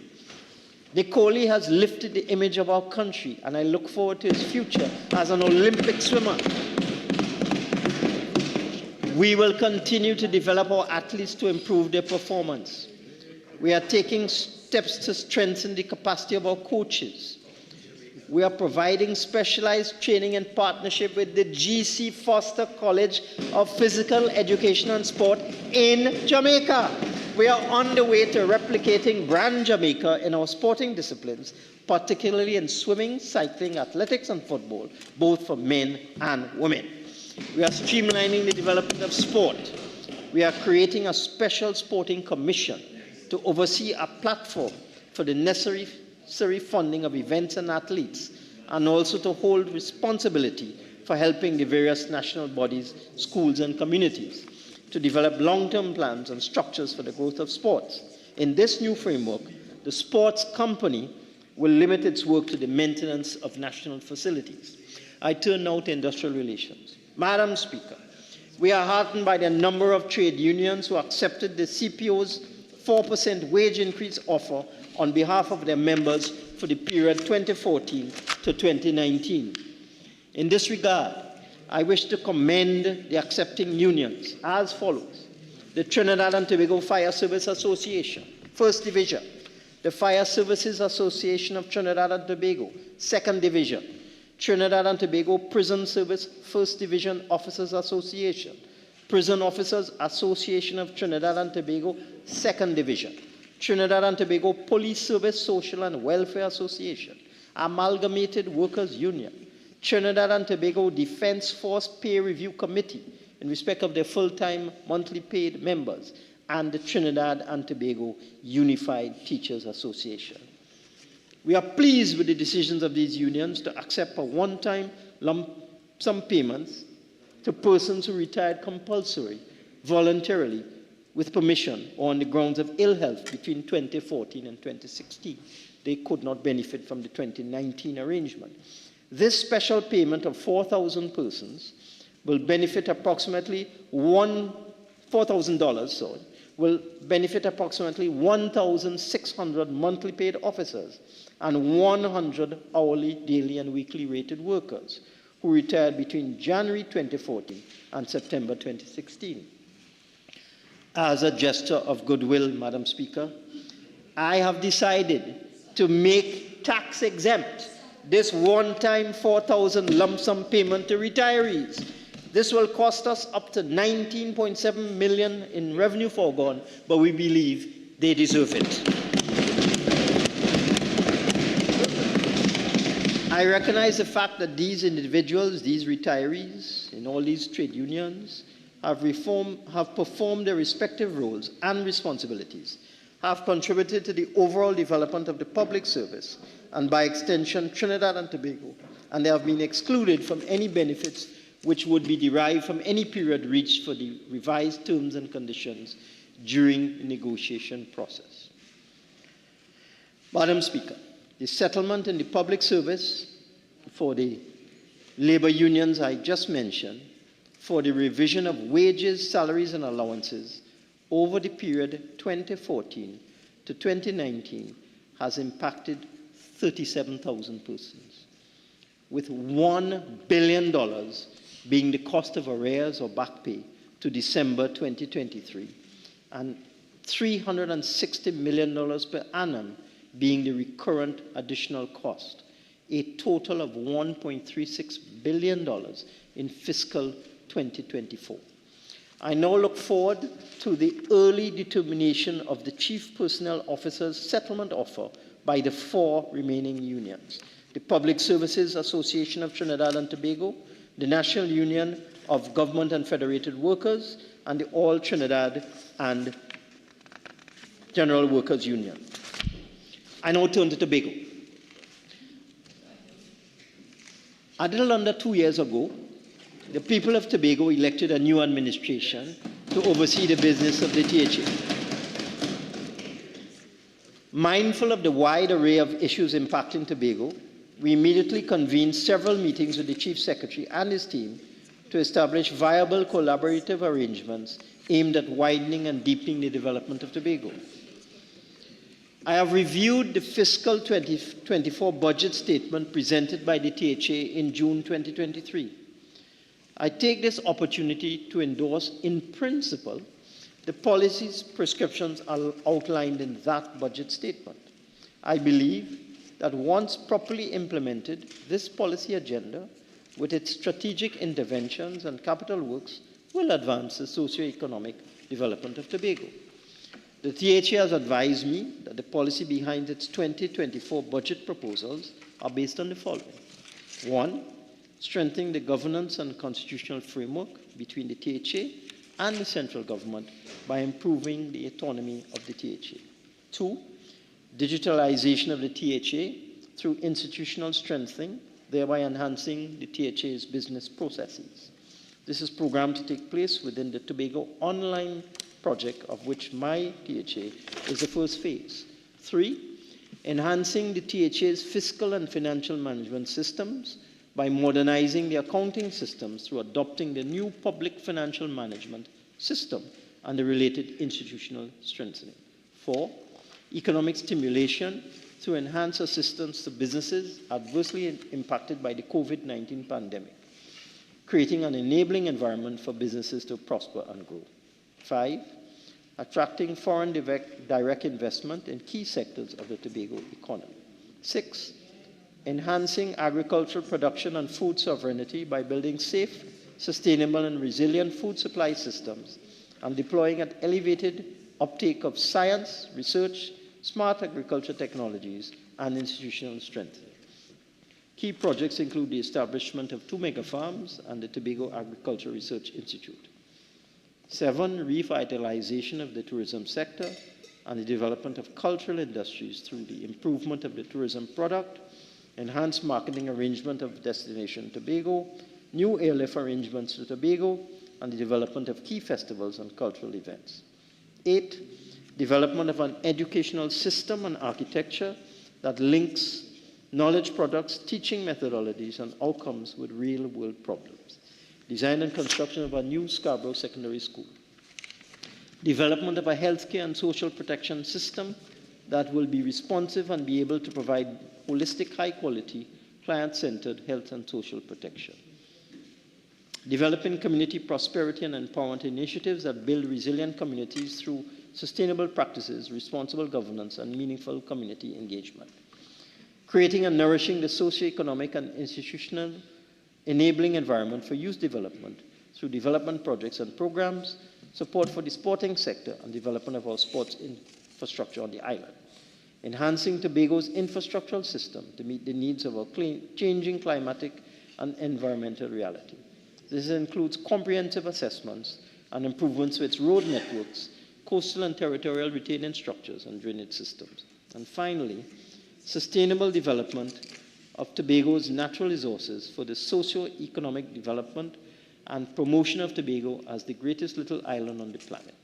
Initiatives will include establishment of an energy transition policy with a robust net zero strategy and establishment of a biodiversity protection policy utilizing a no net loss biodiversity protection strategy. And actually, this is the final policy, the expansion of housing opportunities through an aggressive and economically viable affordable housing program and other financial assistance programs aimed at improving the quality of the existing housing stock. A key initiative is the Home Ownership Made Equal. Home. This program targets residents who are differently abled and whose prospects for posterity are affected by natural or man-made disasters, domestic violence, illness, or death in the family. Now, these, Madam Speaker, are the policy prescriptions of the THA which underpin their budget.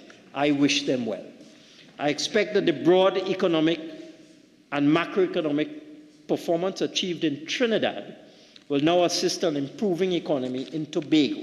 That is, our robust gross national domestic product, elevated levels of employment, and a stable and low level of inflation can support the delivery of the Tobago public policy agenda I just outlined. I am thus reasonably assured that the present standards of living prevailing in Tobago will continue unabated.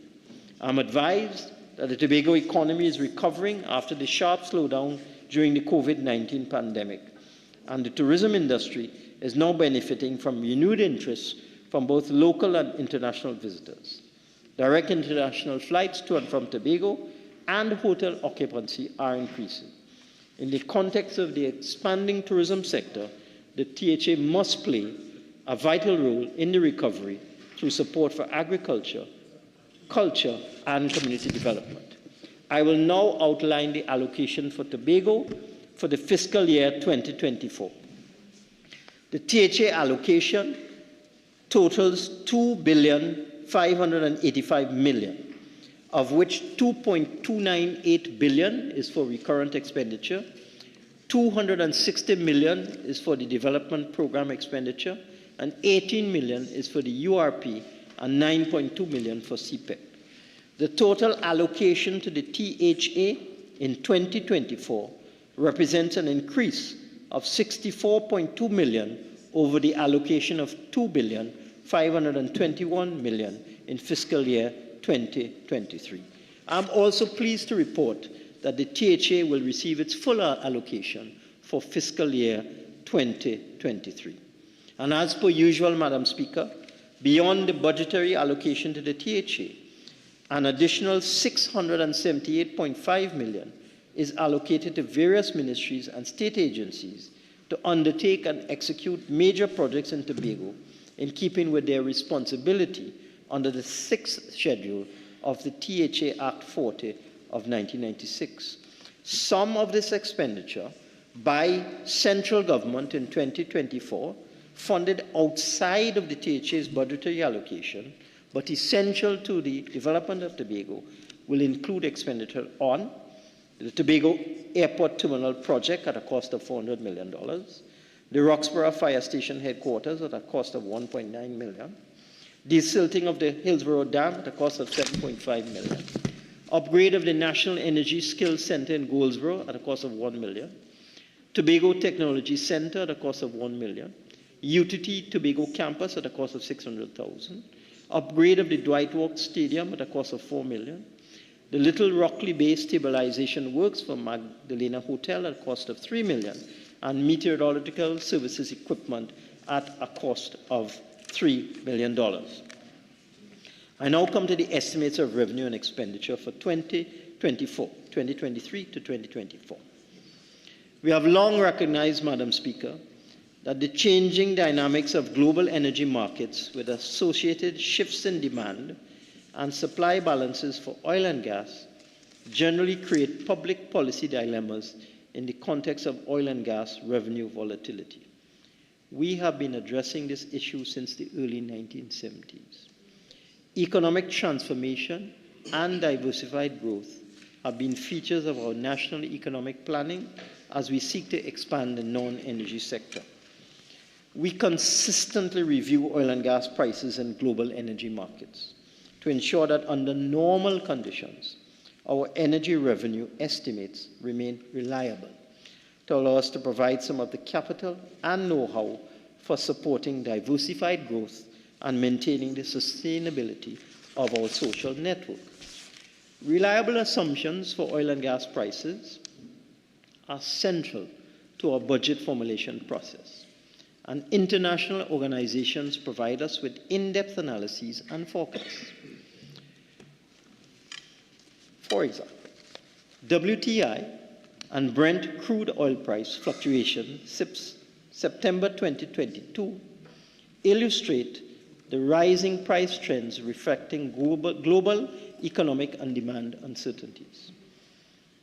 During fiscal 2023, these prices for oil have fluctuated widely between US $70 per barrel and US $93 per barrel for WTI, and US $74 per barrel and US $97 per barrel for Brent.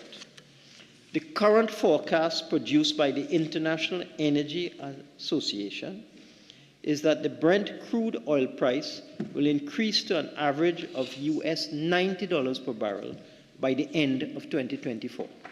The IEA estimates that West Texas Intermediate, WTI, crude oil price will follow a similar path and maintain a discount to Brent of US $5 per barrel, so that in 2024, the WTI crude oil would average $85 per barrel. On the other hand, the US Energy Information Administration, USEIA, current short-term outlook estimates the price of Brent crude oil in 2024 at US $88 per barrel. So we have US EIA estimating oil at 88 and the International Energy Association estimating oil at 90. The July 2023 World Economic Outlook update emphasizes the need for reducing inflation while ensuring financial stability. I do not doubt that advanced, emerging, and developing countries will focus on restoring energy price stability to avoid the emergence of market pressure. I envisage a degree of stability in global oil markets over the short term, and to that end, I will continue to utilize conservative assumptions for our oil and gas prices for our budget 2024. For that reason, our oil price assumptions for 2024 will be US $85 per barrel, compared with US $92.50 per barrel in 2023.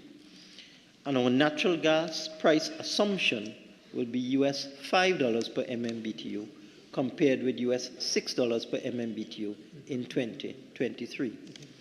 As a result of these assumptions, we expect total revenue for 2024 to be $54.012 billion, total expenditure in 2024 to be $59.209 billion, or $59.209 billion, with a fiscal deficit of $5.197 billion, or $5.197 billion. I will repeat. Total expenditure, $59.209 billion. Total revenue, $54.012 billion. Fiscal deficit, $5.197 billion. The total estimated revenue of $54.012 billion for 2024 comprises the following: oil revenue of $16.709 billion, non-oil revenue, very important, $35.547 billion, and capital revenue of $1.756 billion. You should note, Madam Speaker, that the fiscal deficit for 2024, estimated at $5.197 billion, is 2.7% of GDP, again within the international benchmark of 3%. The major fiscal 2024 allocations will be education and training, $8.022 billion, health, $7.409 billion, national security, $6.912 billion, works and transport, $3.394 billion, public utilities, $3.018 billion, rural development and local government, $1.825 billion, agriculture, 1.442 billion, housing 1.165 billion, and we mustn't forget social development at an excess of $5 billion. I am confident that the estimates under this budget framework will materialize and ensure that the economic recovery is anchored on sound and stable macroeconomic conditions. Indeed, as the recovery consolidates, we expect the non-energy sector to expand and advance the diversification agenda. I now come to the fiscal and other measures.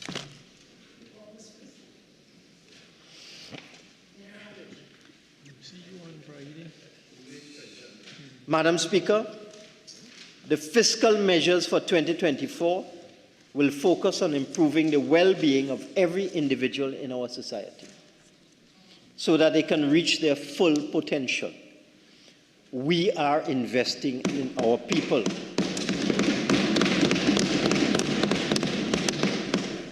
I start with the minimum wage.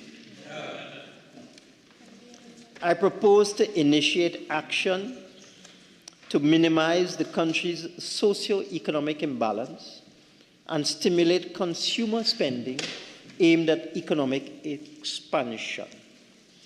To achieve this objective, I propose to increase the minimum wage by 17% or $3 per hour from $17.50 to $20.50 per hour. This measure will benefit approximately 190,000 persons in the workforce and will require an amendment to the Minimum Wages Act, Chapter 8804, via a minimum wage order. This measure will take effect from January 1st, 2024. So the minimum wage now goes to $20.50 per hour.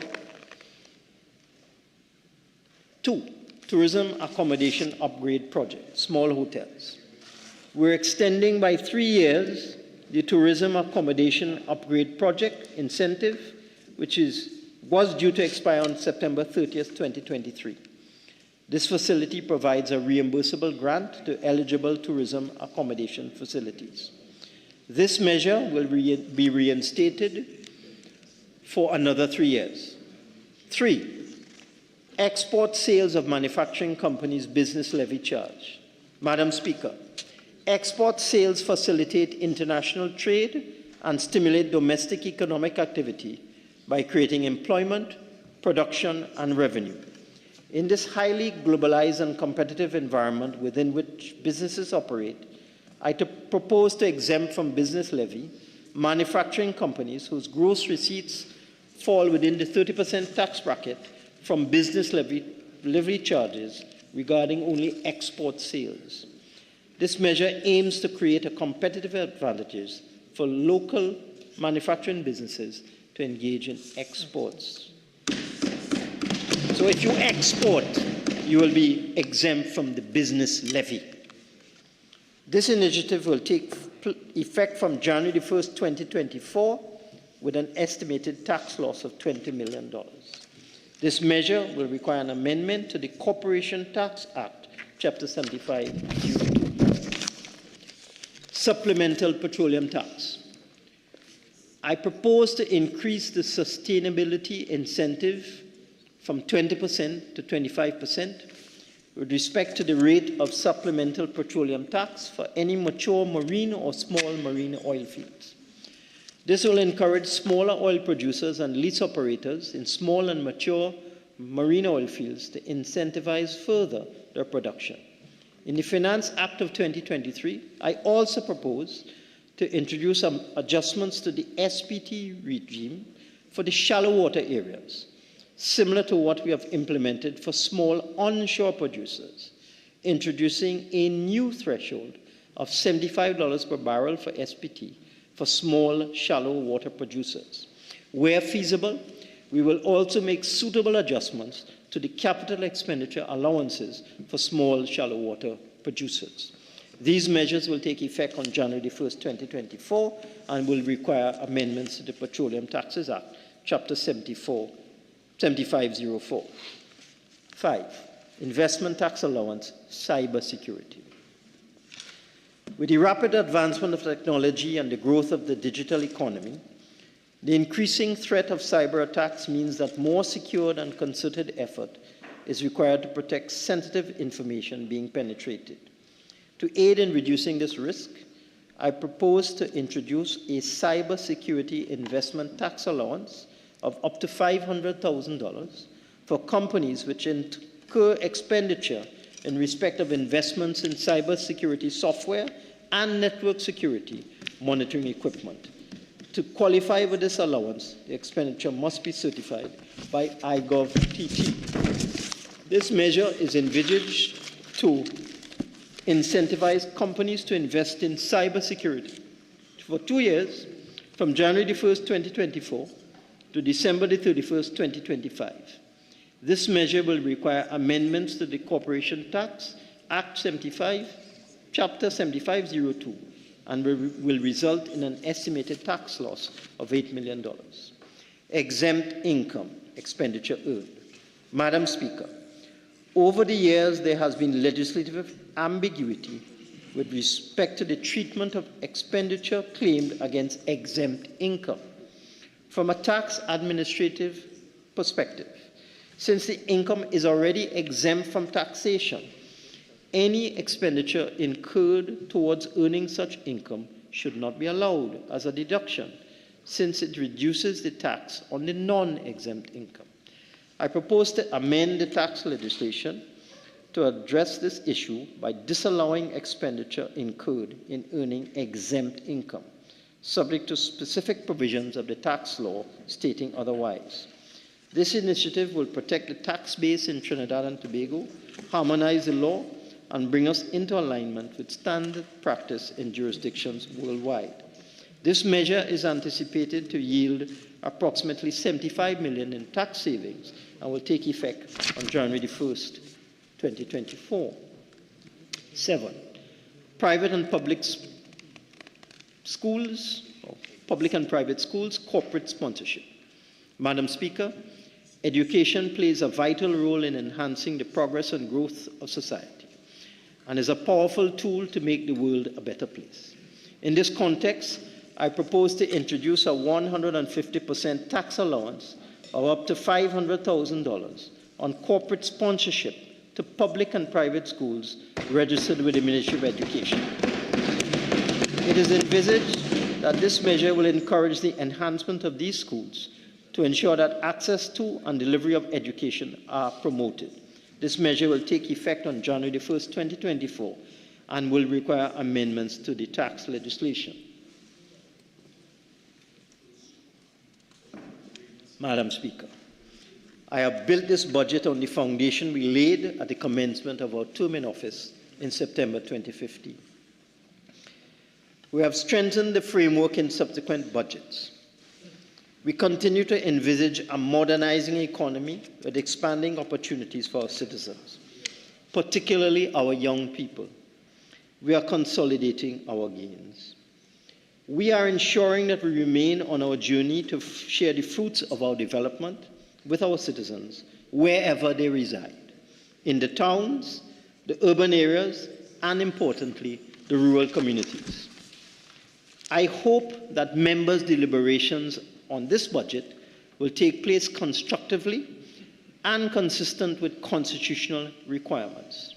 To assist members, I have today laid in Parliament 11 documents which detail and analyze the policies, plans, and programs of this administration to maintain the emerging economic recovery, to ensure that it is consolidated, and the conditions established to take this country into maturity and a vibrant and knowledge-based society. Before the presentation of this budget, Madam Speaker, speculation was rife as to what it would contain. All sorts of scenarios played out in the public domain, most of them totally uninformed. The usual commentators and mainstream media, Madam Speaker. Let's continue. It is okay, so members, difficult. we nearly through. Let's just cooperate. Let's go. Madam Speaker, before the presentation of this budget, Speculation was rife as to what it would contain. All sorts of scenarios played out in the public domain, most of them totally uninformed. The usual commentators and mainstream media made all sorts of predictions, using what they thought was insider information, much of which, like the ludicrous front page story in a daily newspaper today, which announced a new millionaire tax in screaming headlines and hinted at an increase in the price of fuel, were irresponsible and downright mischievous.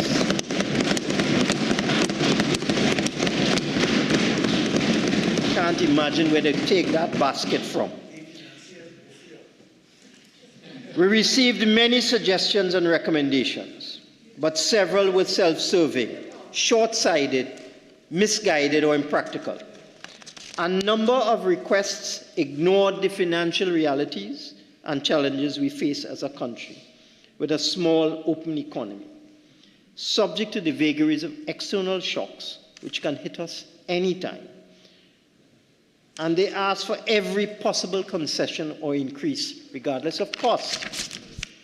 Most recommendations were for reducing or removing various taxes and introducing new tax exemptions, subsidies, concessions, and waivers, or increasing social grants.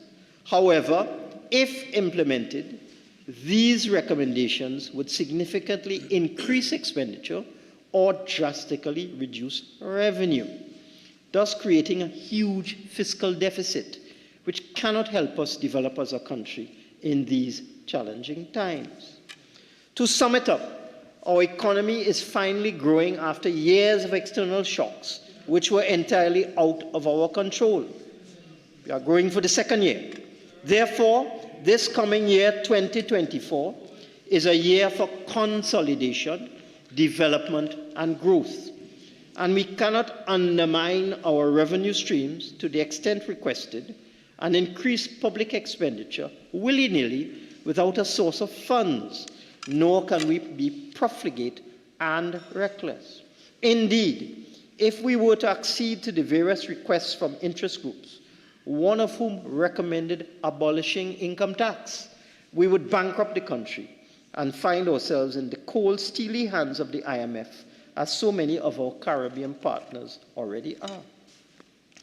Consequently, we have taken a deliberate decision not to increase or reduce any existing taxes in 2024, other than some positive adjustments to the tax regime in the energy sector to stimulate exploration and production, among a few other minor adjustments. In this year, 2024, we did not feel that we should impose any further burdens on our citizens, but rather we should provide some relief in key areas to those at the lower end of the scale.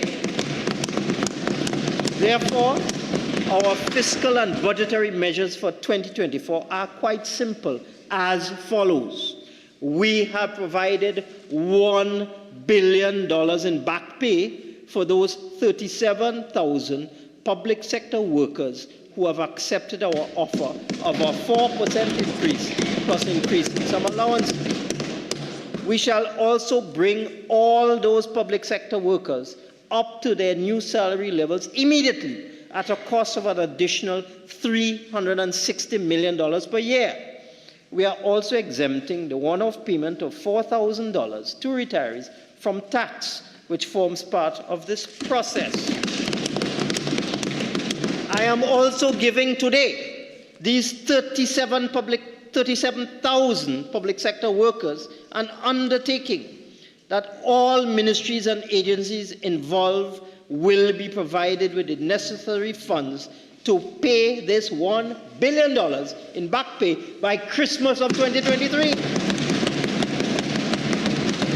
And I am requesting all permanent secretaries and accounting officers, by way of this budget statement, to immediately start preparing the paperwork to achieve this Christmas deadline for this $1 billion in back pay payments. And they better do it too. They better do it. Additionally, to assist those at the lowest end of the income scale. We will increase on January the 1st, 2024, as I said before, the minimum wage by 17% or $3 per hour, from $17.50 an hour to $20.50 an hour, which will help almost 200,000 workers at this level, and increase the monthly take-home pay by over $500 per month for workers who work a basic 40-hour week and earn the minimum wage. Additionally, for those who currently work a 12-hour shift at the minimum wage for a 6-day week, like some security guards that I know, this will increase their monthly take-home pay by over $900 per month. It should be noticed this increase will increase government expenditure for workers at the minimum wage by at least $50 million per year. But we will do it. We'll absorb that cost. Further, to help needy families, we will in 2024 provide a school supplies and book grant of $1,000 based on a means test. We expect this measure to assist at least 65,000 needy children. I didn't see that on the front page today. We have also budgeted for an ambitious capital expenditure program of $6.2 billion in 2024 to stimulate economic growth further. All ministers will be required in 2024 to do whatever is necessary to fully accomplish our planned $6.2 billion public sector investment program for this fiscal year. We are introducing a number of programs designed to help the less fortunate, such as adult literacy, financial literacy, as well as a number of stimulus programs and support structures designed to boost the diversification of the economy and to assist small and medium enterprises who are the backbone of our productive sector.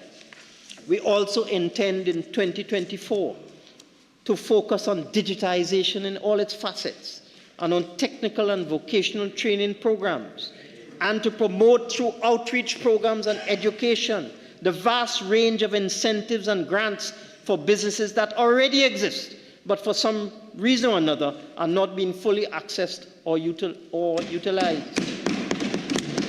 Most importantly, Madam Speaker, in 2024, we will focus on assisting the police and other law enforcement agencies to combat and control crime. The substantial additional budgetary allocations for vehicles and equipment, inshore vessels, community patrols, the proposed huge recruitment drive to boost the numbers of active police officers, and other tangible support for the TTPS are testimony for this. Further, Madam Speaker, if more funding is required in 2024 to assist the police to achieve its objectives, it will be provided in the media review or before.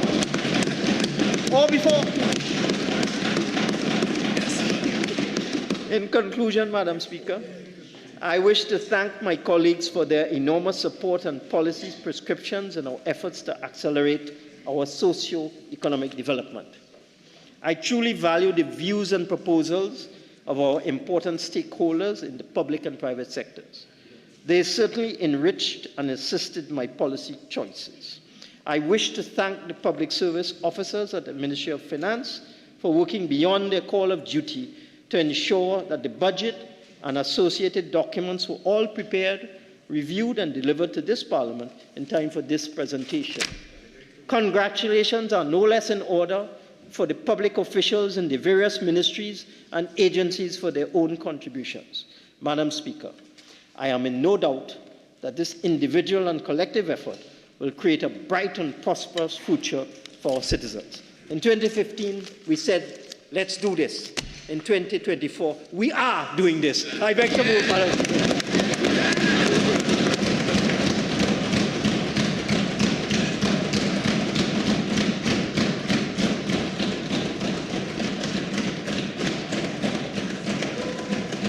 Minister of Finance. Thank you, Madam Speaker. The budget debate will resume on Friday, the 6th of October at 1:30 p.m. Leader of the House. Thank you very kindly, Madam Speaker. I beg to move that this House do now adjourn to Friday, October 6th at 1:30 p.m. Honourable members, before putting the question on the adjournment, I am to advise that your budget packages are available for collection at the ground floor meeting room located in the close proximity to the members' entrance. Honourable members, the question is that this House do now adjourn to Friday, October 6th, 2023 at 1:30 p.m. All in favour say aye. Any against? I think the ayes have it. This House now stands adjourned to Friday, October 6th, 2023 at 1:30 p.m.